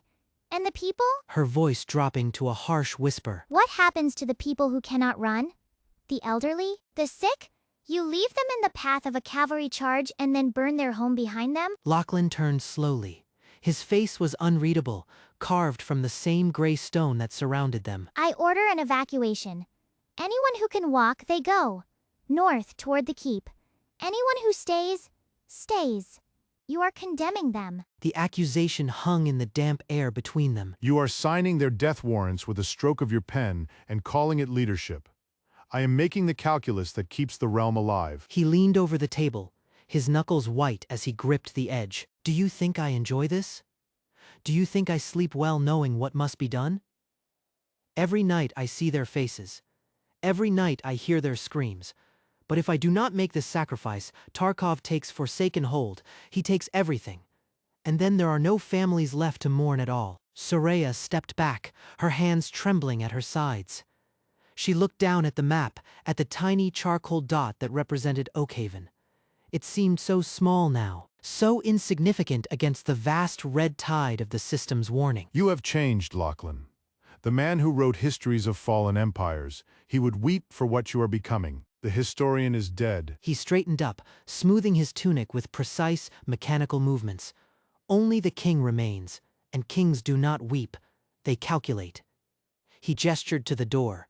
Go to the barracks, tell Captain Vale to assemble the heavy infantry. Half of them stay here to defend the keep. The other half will march east at dusk. Silent columns, no torches, no drums. If a single owl sees our lights, the plan is ash. Soraya hesitated at the threshold. She looked back one last time, her eyes searching his face for any sign of remorse.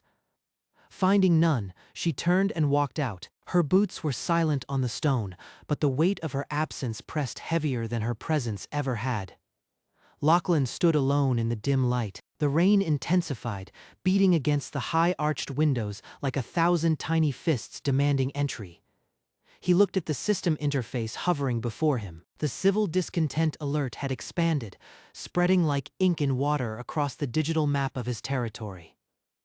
Red zones bloomed along the border roads. Green zones shrank to mere dots. He reached out and tapped the alert. A small window popped up with statistical projections. Morale, critical. Defection risk, 14%. Combat effectiveness of Allied forces, plus 22% due to unified enemy threat. Turn back his early advances. Reciting the system's directive as if it were a prayer. Establish initial foothold territory. He walked to the window and placed his hand against the cold glass. In the distance, toward the north, he could imagine the smoke rising from Oakhaven. He imagined the panic of the villagers, the thunder of hooves, the screams that would be swallowed by the wind. He knew then that this decision would leave a mark on him deeper than any scar of battle. It would not bleed. It would not heal. It would simply become part of the foundation upon which he built his power. A guard entered the chamber, breaking his reverie. The man was young, barely out of his teens, his armor ill-fitting and rusted at the joints. He saluted clumsily. "My lord? The scouts from the northern ridge have returned." Lachlan did not turn away from the window. "Well?" "They sight Tarkov's vanguard, my lord. 200 horsemen. Heavy armor. And additional support. They are bringing siege ladders." Lachlan's hand tightened on the glass until his fingers ached. Siege ladders for a village? It was overkill. It was arrogance. It was exactly what he had hoped for. He believes he can take Oakhaven without effort. He thinks we are already broken. Yes, my lord, they expect to find resistance, but they do not anticipate this level of indifference. Our forward posts have withdrawn without a fight. Good. He finally turned from the window.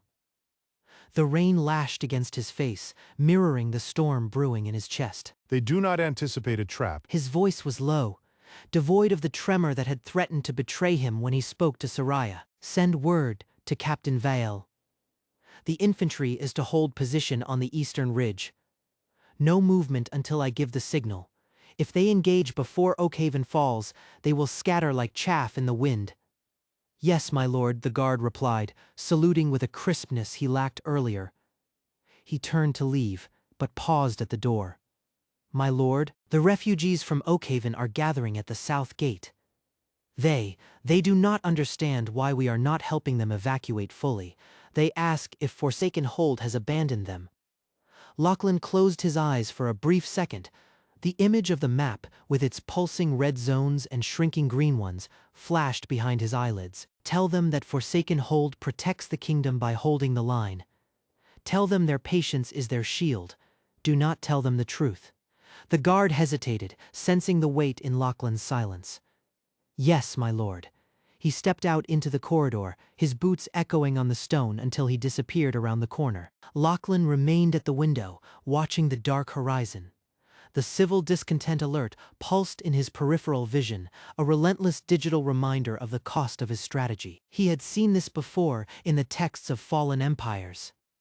Every great house rises on bones, every king wears a crown of thorns, but knowing the history did not make the present any less heavy. He turned from the window and walked to the table where the map lay scattered. Soraya had left it in disarray, the carved markers knocked over, the lines drawn in charcoal smudged by her trembling hand. He straightened them with methodical precision, his fingers tracing the route of the expected ambush. The terrain was rugged, steep slopes dropping into a narrow valley where Tarkov's cavalry would be funneled.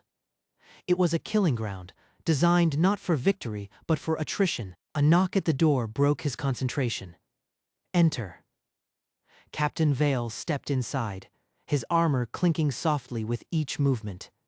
He was a man of few words, his face scarred from years of border skirmishes. He looked at Lachlan, then at the map, and finally at the guard who had just exited. "They are ready, my lord. The infantry is in position, but they ask what happens if Tarkov does not take the bait. What happens if he sends scouts instead of cavalry?" Lachlan looked up, his expression cold. "If he sends scouts, we let them pass. We burn Oakhaven regardless. If he sends cavalry, we kill them all. The outcome is the same for him. He must commit, or he starves." Vale nodded slowly, absorbing the cruelty of the directive. And the town? The people still there? They are gone, or they should be. Anyone who stays is on their own. Vale's jaw tightened, but he did not argue. He had seen enough war to know that hesitation was a death sentence for entire armies. "I will convey your orders. But my lord, the men are uneasy. They hear the whispers from the south. They wonder if we have become monsters in our own right. Let them wonder. Fear is a tool. Use it.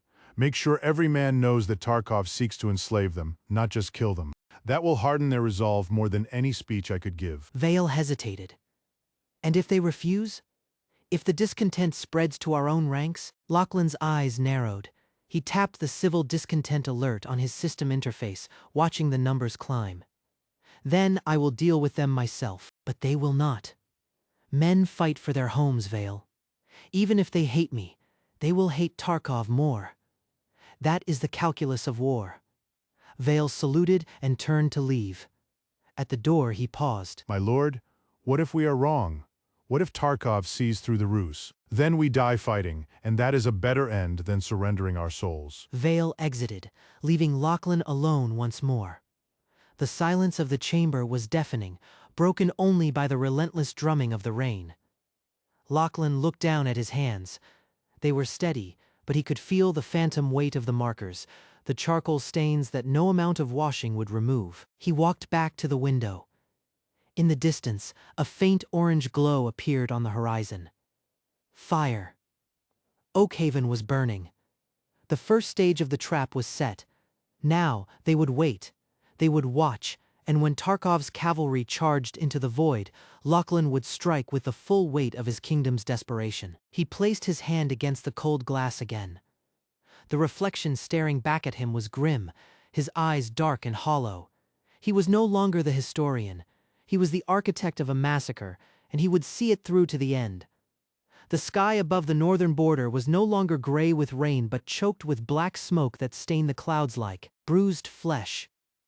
Lachlan watched the conflagration with a detached, clinical eye, his mind already shifting from the immediate act of destruction to the mechanics of the ambush.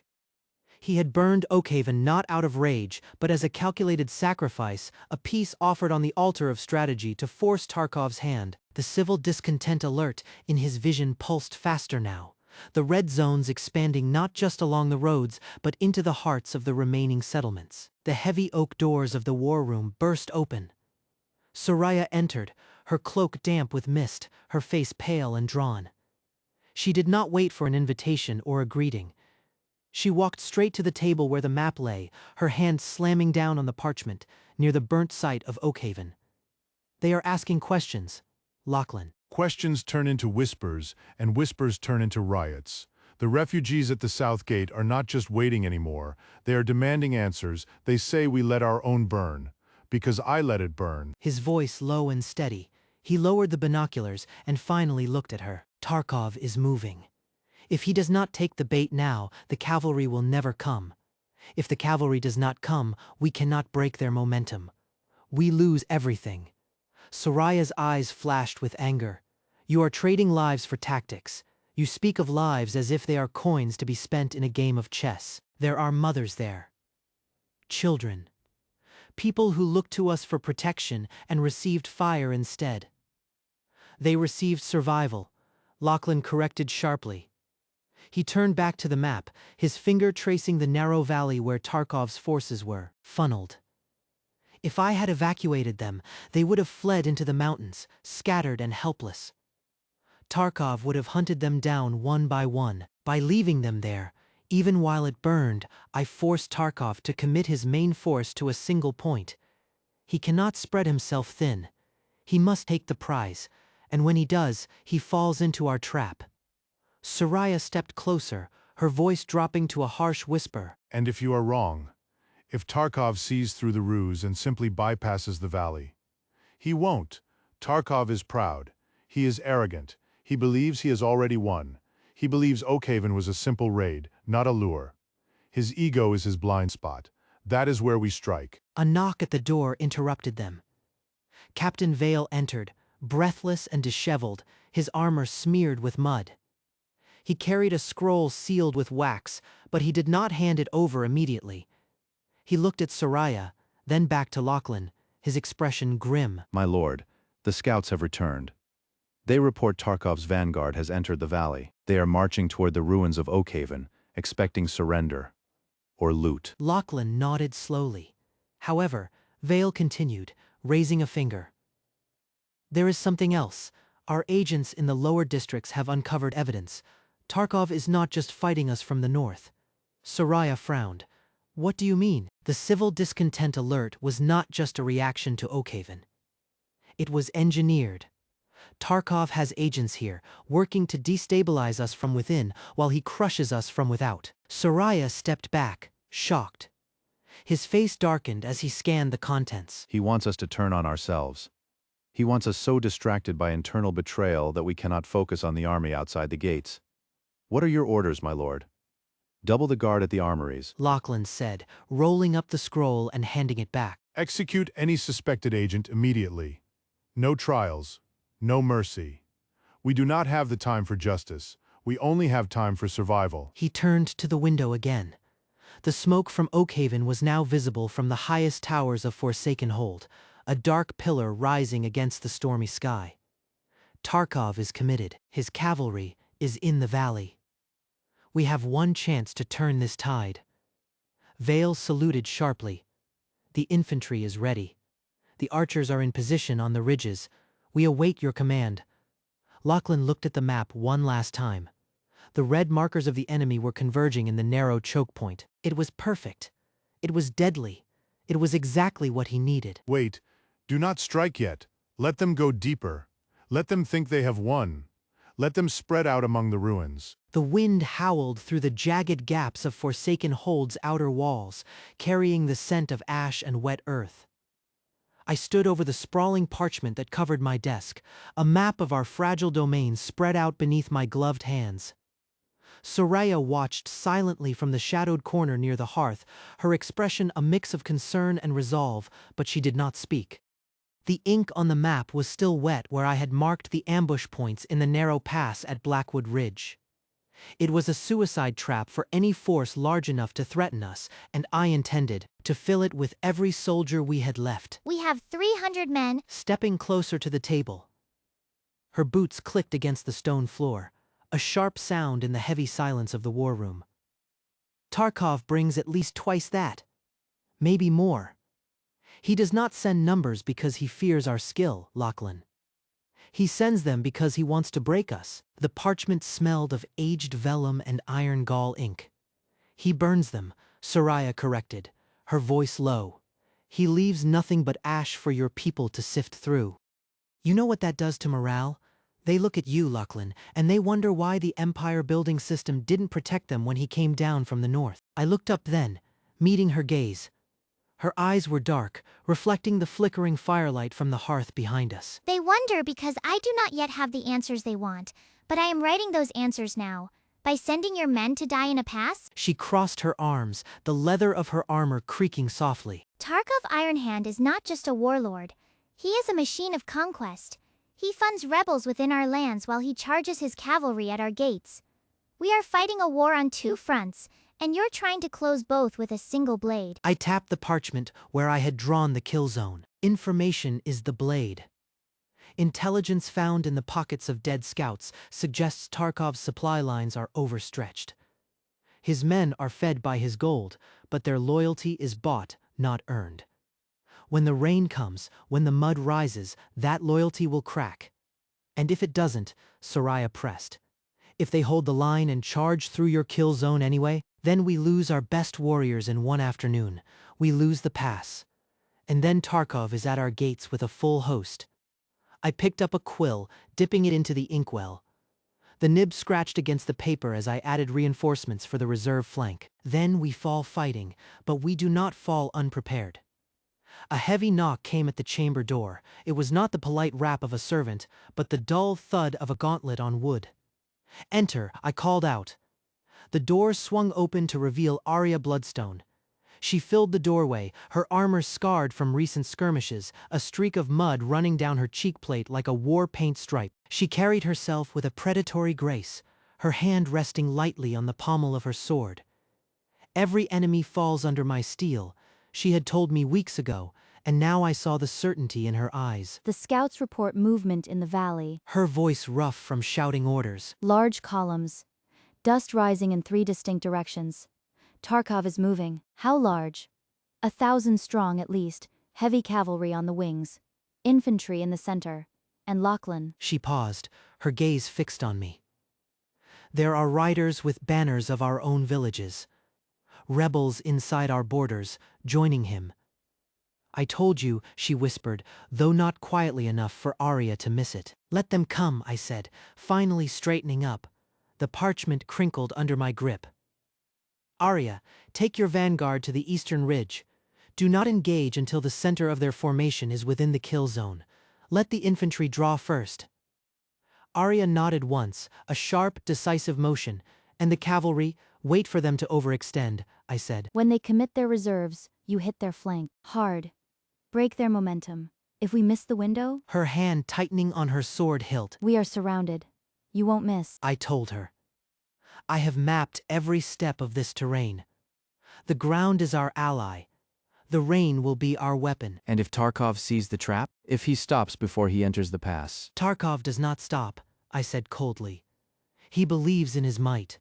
No one can withstand my might, he shouts to his troops as he leads them. Arrogance is a crack in every armor. Arya stepped forward, ignoring Soraya's concern. She looked at me with an intensity that made the air feel thinner. Give me the command, Lachlan. I will ensure the trap springs true, but you must trust me. No hesitation. If I see an opening, I take it, even if it leaves my men exposed. I trust you, I said. Arya did not wait for further assurance. She turned on her heel, her boots scraping against the stone as she exited the chamber without another word. The door clicked shut behind her, leaving me alone with Soraya in the dimming light of the war room.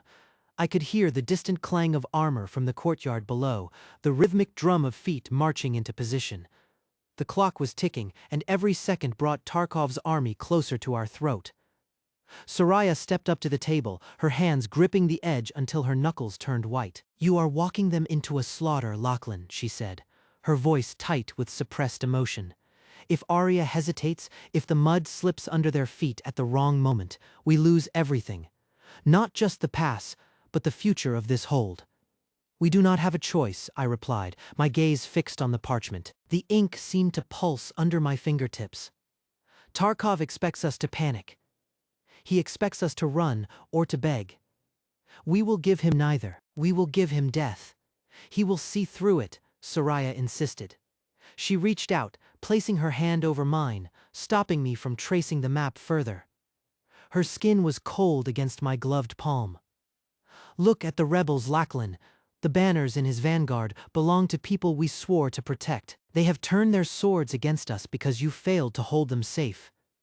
Are you prepared to let them die for your pride? I looked up, meeting her eyes. There was no fear there, only a hard, unyielding judgment. This is not about pride, Soraya. It is about survival. If Tarkov breaks here, he will never stop. He will burn every village from here to the sea until there is nothing left but ash and silence.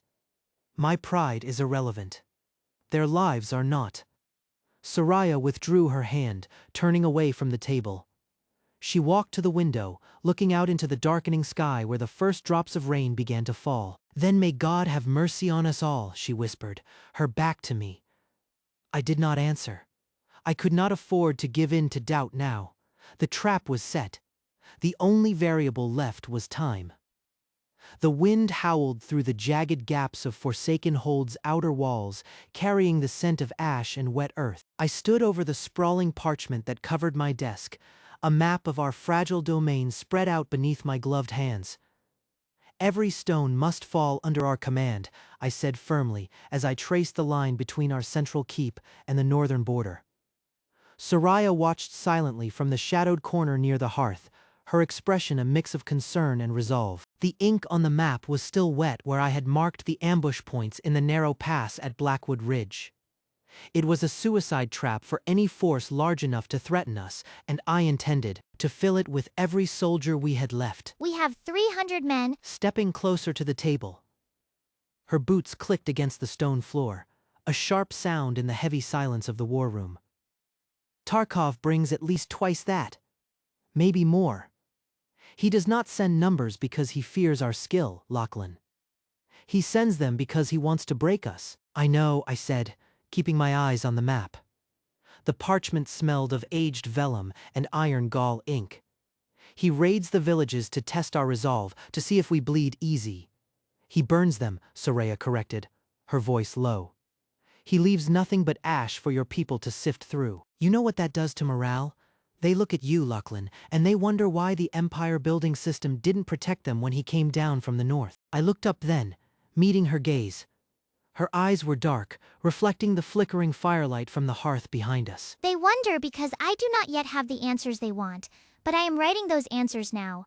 By sending your men to die in a pass? She crossed her arms, the leather of her armor creaking softly. Tarkov Ironhand is not just a warlord. He is a machine of conquest. He funds rebels within our lands while he charges his cavalry at our gates. We are fighting a war on two fronts, and you're trying to close both with a single blade. I tapped the parchment where I had drawn the kill zone. Information is the blade. Intelligence found in the pockets of dead scouts suggests Tarkov's supply lines are overstretched. His men are fed by his gold, but their loyalty is bought, not earned. When the rain comes, when the mud rises, that loyalty will crack. And if it doesn't, Soraya pressed. If they hold the line and charge through your kill zone anyway, then we lose our best warriors in one afternoon. We lose the pass. And then Tarkov is at our gates with a full host. I picked up a quill, dipping it into the inkwell. The nib scratched against the paper as I added reinforcements for the reserve flank. Then we fall fighting, but we do not fall unprepared. A heavy knock came at the chamber door. It was not the polite rap of a servant, but the dull thud of a gauntlet on wood.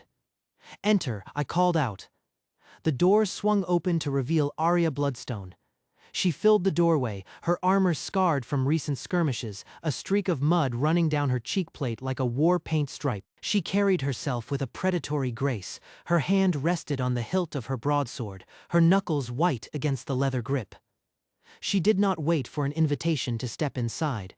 The heavy iron door groaned shut behind her, sealing us in the damp chill of the war room. I have positioned the vanguard. Her voice was flat, stripped of all ceremony. They are waiting in the mud. The rain is starting now. I looked up from the map. The ink lines seemed to blur as the humidity thickened the air. Good. Are they holding? They are angry. She walked to the table and placed a gauntleted hand on the parchment, right over the mark I had made for the cavalry flank. They know they are bait. They want to move. I have to hold them with threats of court-martial and execution. Desertion is a luxury we cannot afford yet. But fear will keep their boots planted in the muck long enough for Tarkov to commit his reserves. Soraya stepped between Arya's hand and the map. Her face was pale, her eyes wide with a terror she was trying desperately to mask as anger. "You are talking about feeding 300 men into a grinder?" she said.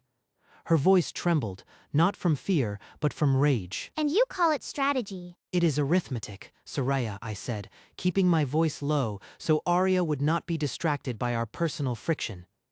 "Tarkov loses 1,000 men. We lose 300. The math works. If Tarkov wins, he takes everything. If he loses, he retreats to the north to regroup. We survive." She pulled her hand back from the map and turned to face me. Her eyes were cold, hard flakes of ice in the dim light. "I will hold the command post here," I said. I will not look away. Then pray you have faith in what you see. She turned and strode toward the door. Before she opened it, she paused, her silhouette framed by the gray light from the hallway. She left, the click of the latch echoing like a gunshot in the silent room. Soraya slumped against the wall, sliding down until she was sitting on the cold floor.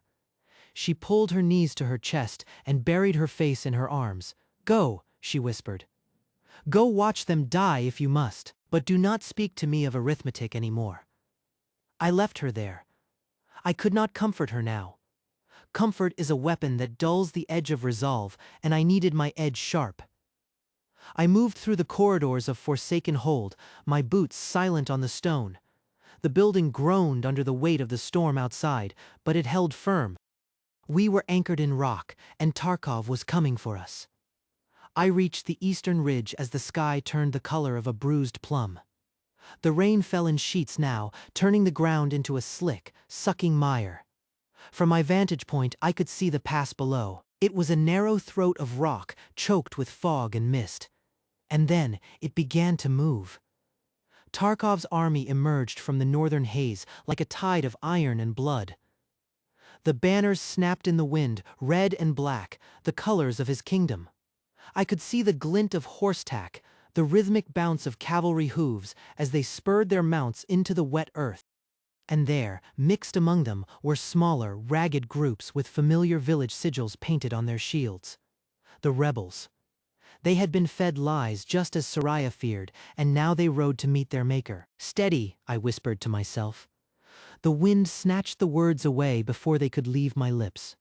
Tarkov's cavalry charged. He did not wait for the infantry to form up. He threw his heavy horses into the pass, expecting them to trample our vanguard before it could raise a shield wall. The ground shook. The thunder of hooves drowned out the rain. In the pass below, my men waited. I saw Arya on a white charger, her sword raised high. She did not signal an attack. She held them there, hovering over the edge of the kill zone. Then Tarkov's vanguard hit the mud. It was not a charge anymore, it was a stumble. The horses' hooves sank into the slurry, throwing riders into the muck. The formation broke. Horses screamed, thrashing as they tried to find purchase on the slippery stones. My archers, hidden in the rocks above, loosed their volleys. The arrows fell like rain, finding gaps in armor, piercing flesh. "Now, Arya," I breathed. Below, Arya's sword slashed down. Her cavalry erupted from the flanks, hitting the confused Tarkov forces with the force of a falling mountain.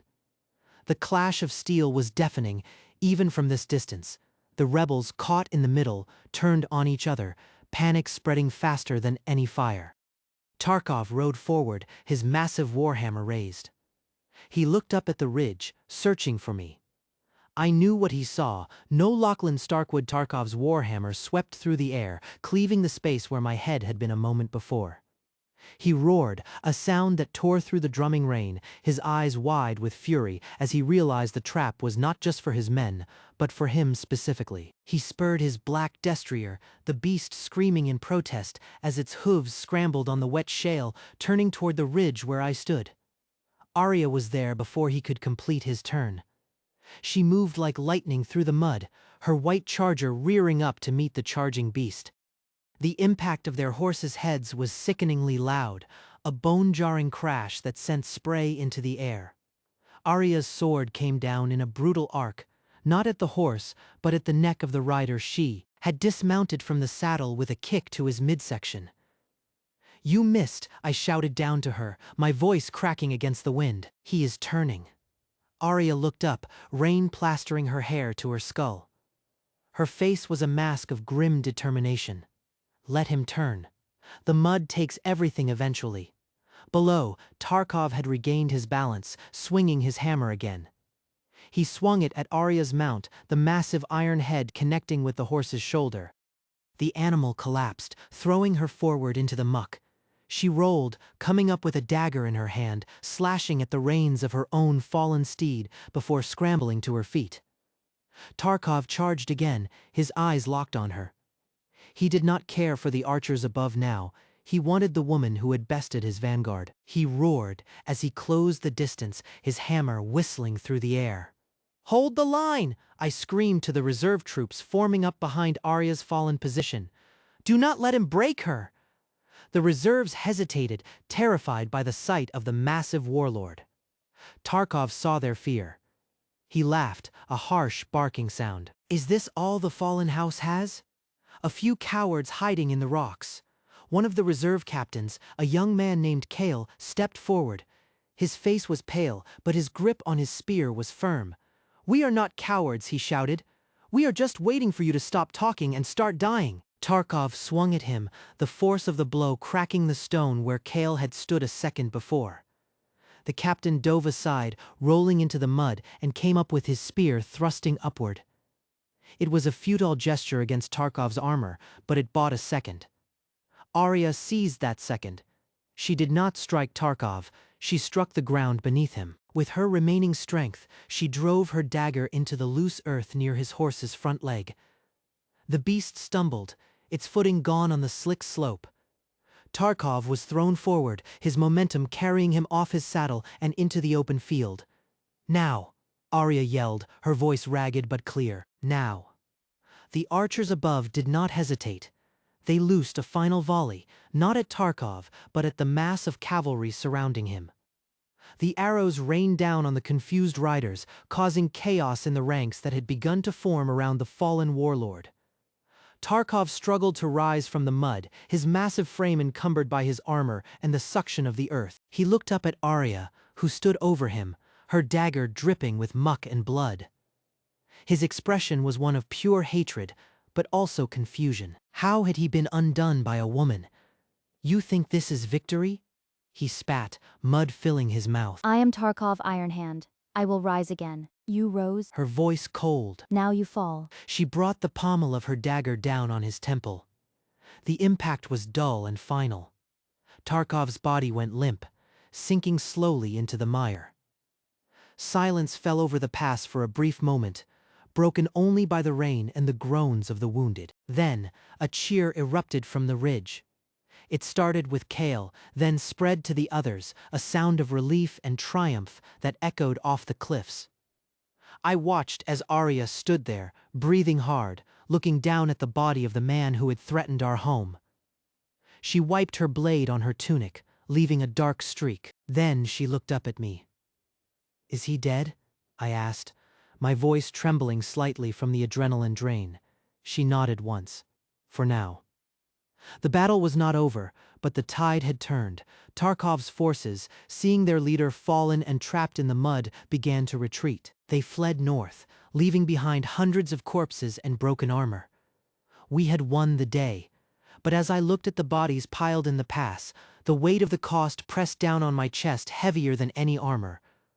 Soraya appeared beside me, her face pale but composed. She did not smile. "We held them," she said quietly. "But at what price?" "We lived," I said, though the words felt hollow. "That is enough for now." She shook her head slowly. "No, Lachlan, it is never enough, but it is all we have." Arya climbed the ridge, her movements slow and stiff. She stopped before me, water streaming from her armor. "The prisoners are gathered," she said. "What do you want to do with them?" I looked down at the field of death. "We take what we need," I said. "The rest." The wind howled through the shattered windows of Forsaken Hold, carrying with it the scent of ash and old blood. I sat at the head of a table carved from dark oak, its surface scarred by years of neglect and recent wars. The parchment before me was no longer just a map. It was a tombstone for the peace we had lost. Every stone had to fall under our command, as I had declared then, but now the weight of those words pressed against my ribs like iron chains. Soraya stood across from me, her silhouette sharp against the flickering candlelight that barely reached the corners of the room. She did not speak immediately. I looked down at the ink-stained fingers tracing the borderlands where Tarkov's cavalry had ridden. The early advances had been turned back, yes. We had established an initial foothold in the northern valleys, but the cost was etched into the reports piled beside my arm. The first hard decisions had been made. Lives sacrificed for ground gained. Moral scars that no treaty could heal. "Look at me, Lachlan." Her voice was quiet, cutting through the rhythmic drumming of rain against the glass. I raised my head. Soraya's eyes were dark, reflecting the flame but holding none of its warmth. "They are not cheering for us," she said. "Not really. They are afraid. There is a difference." I picked up a quill, feeling the brittle feather in my hand. "Fear keeps them in line. For now, it is enough, is it?" Soraya stepped closer to the table. She placed a hand on the edge of the parchment, her fingers hovering over the village we had just lost. "I spoke to the survivors from Oakhaven this morning. They do not see a protector. They see a butcher who wears a crown. Oakhaven was necessary," I said, my voice rough, "to stop Tarkov. To show him we would not bend." "Bending breaks us," Soraya countered. She leaned forward, her face inches from mine. In the candlelight, the scars on my face were more visible, thin white lines mapping the violence I had endured and inflicted. They looked like cracks in stone. "You are building an empire on a foundation of corpses, Lachlan. How long can you stand on them before they collapse?" I set the quill down. The scratch of its tip on the paper had been loud in the silence, but her words were louder. I had awakened in this desolate hold as head of state, tasked with reclaiming fractured territories. But looking at Soraya's face, I saw the doubt taking root. I have no choice, I said. Tarkov Ironhand does not care for moral high grounds. He sends cavalry. He burns villages. If we do not strike first, he will crush us all. And that justifies burning what we claim to save? Soraya's gaze did waver. She looked away for a moment, toward the window where the darkness swallowed the landscape. There is talk among the officers. Whispers of betrayal. Men who question why their brothers die while you plot in this cold room. I felt a chill that had nothing to do with the drafty windows. Let them whisper, I said, standing up. The chair scraped against the stone floor, a harsh sound that made Soraya flinch slightly. Soraya turned back to me, her expression shifting from concern to resolve. She studied my face, reading the determination that had become my armor. The road ahead is dark and brutal, she asked softly as she looked at the scars on Lachlan's face in the candlelight of their meeting room. Are you ready for that, my king? The question hung in the air, heavy and unanswerable. I stared at the map, at the red ink marking the lines where my soldiers had bled to hold back Tarkov's vanguard. The victory was real, the territory was ours, but the cost was a debt that compounded with every sunrise. I reached for the cold tankard of wine on the table, my hand steady despite the tremor in my gut. Soraya did not move. You fear I am becoming him, I said, the words flat and devoid of emotion. Soraya turned slowly. The candlelight caught the sharp angle of her jaw, hardening it into something resembling stone. I fear that you are doing what he does. There is a difference. He burns villages to send a message, I countered. I set the tankard down with a deliberate clink. We execute traitors to protect our people. The mechanism is the same. The intent is not. Intent does not stop the arrow. She walked toward the table, her steps silent on the flagstones. She picked up a dagger from the corner of the map case, testing the edge with her thumb. A bead of blood welled up, bright against her pale skin. You speak of protection, Lachlan. But who protects them from you? The guards at the gate? They look at you with fear, not loyalty. Fear is a leash. It snaps when the tension gets too high. Then we tighten the leash, I said. My voice rose, just slightly, before I forced it down again. We do not have the luxury of popularity, Soraya. Tarkov is regrouping in the north. His scouts are moving closer than they were a month ago. If I show weakness now, if I hesitate because I am worried about morality. She placed the dagger back down, the metal scraping softly against the wood. If you continue down this path, you will have an empire of graves, and who will rule over ghosts? I stood up abruptly, the chair legs screeching against the floor. I paced to the far wall, running my fingers along the cold stone. The map was still there, pinned in place by the dagger she had just used. It felt like a target. I cannot let him win, I said, my back to her. Not after everything we lost at Forsaken Hold. Not after the years of wandering, of hiding, of being lesser than the beasts that hunt us. I will build a wall around these lands. A wall of iron and fire. She moved closer, her voice dropping to a whisper that seemed to come from everywhere at once. And who holds the keys to that wall? Who decides who crosses it? You? Yes, I said. I turned to face her. Her eyes were dark pools, reflecting the candle flame but holding no light of their own. Because I am the only one who sees the full board. The only one who understands that survival is not a moral choice. It is a mathematical necessity. Mathematics has no soul, she said. She reached out, her hand hovering near my arm, but not touching me. You are trading your humanity for power. Do not mistake power for safety. Power attracts predators. You have made yourself visible, Lachlan. Tarkov will come. The rebels will rise. And when they do, you will be alone. I am never alone, I said. The room felt larger, colder.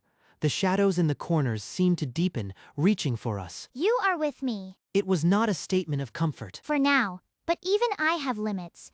Even I cannot justify the things you are asking us to do. Then step aside, I said. The words came out sharper than I intended. Soraya did not flinch. She looked at me with a mixture of pity and disdain. You would make an excellent tyrant, Lachlan Starkwood.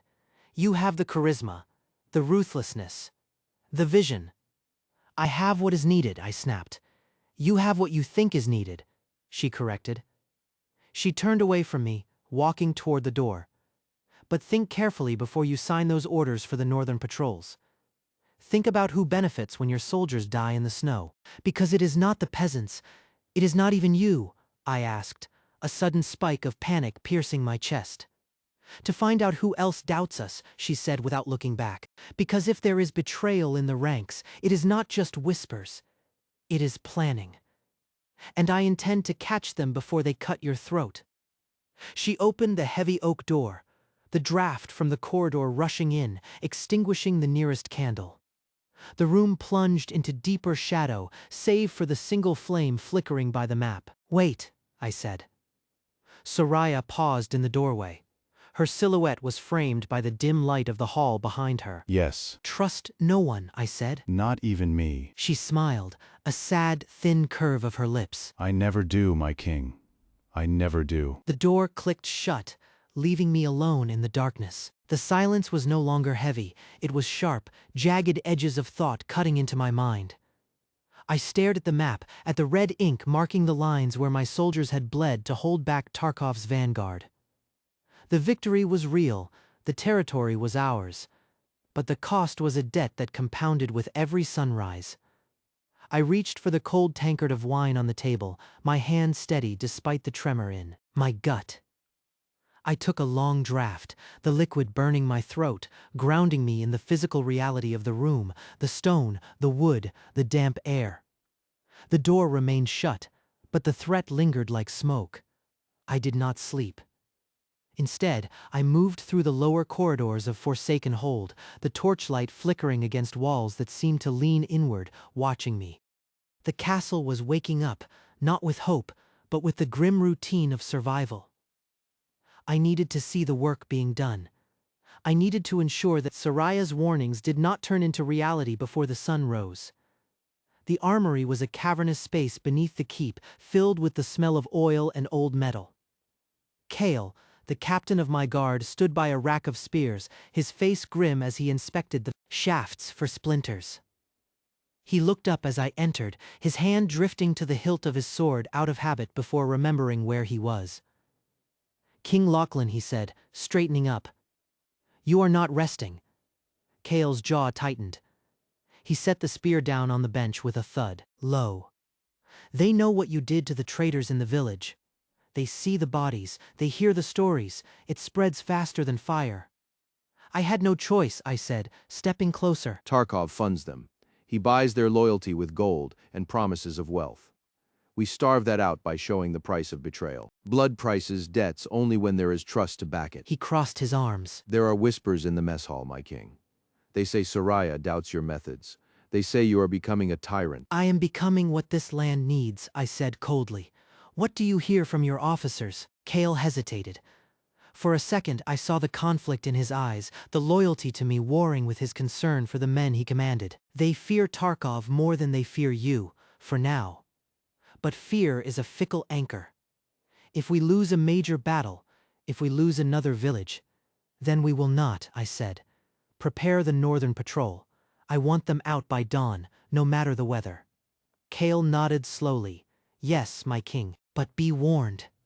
Men break under pressure. You cannot hold this empire together with threats alone. I turned away from him, walking toward the exit of the armory. The shadows seemed to lengthen, stretching toward me like grasping fingers. I climbed back to the main hall, the stone steps worn smooth by centuries of footsteps that were not mine. The map table sat in the center of the room, illuminated by a single candle. I stood over it, tracing the line of the border with Tarkov's lands. You look like a ghost, Lachlan. I did not need to turn to know who spoke. The voice was soft, but it carried weight. Soraya stood in the doorway of her study, holding a scroll sealed with black wax. Her eyes were dark, unreadable. I am tired, Soraya, I admitted. The weight is considerable. She walked into the room, closing the door behind her. She placed the scroll on the table next to the map. Tarkov has moved his cavalry to the ridge above the Blackwater Ford. He is not just raiding anymore, he is positioning for a siege.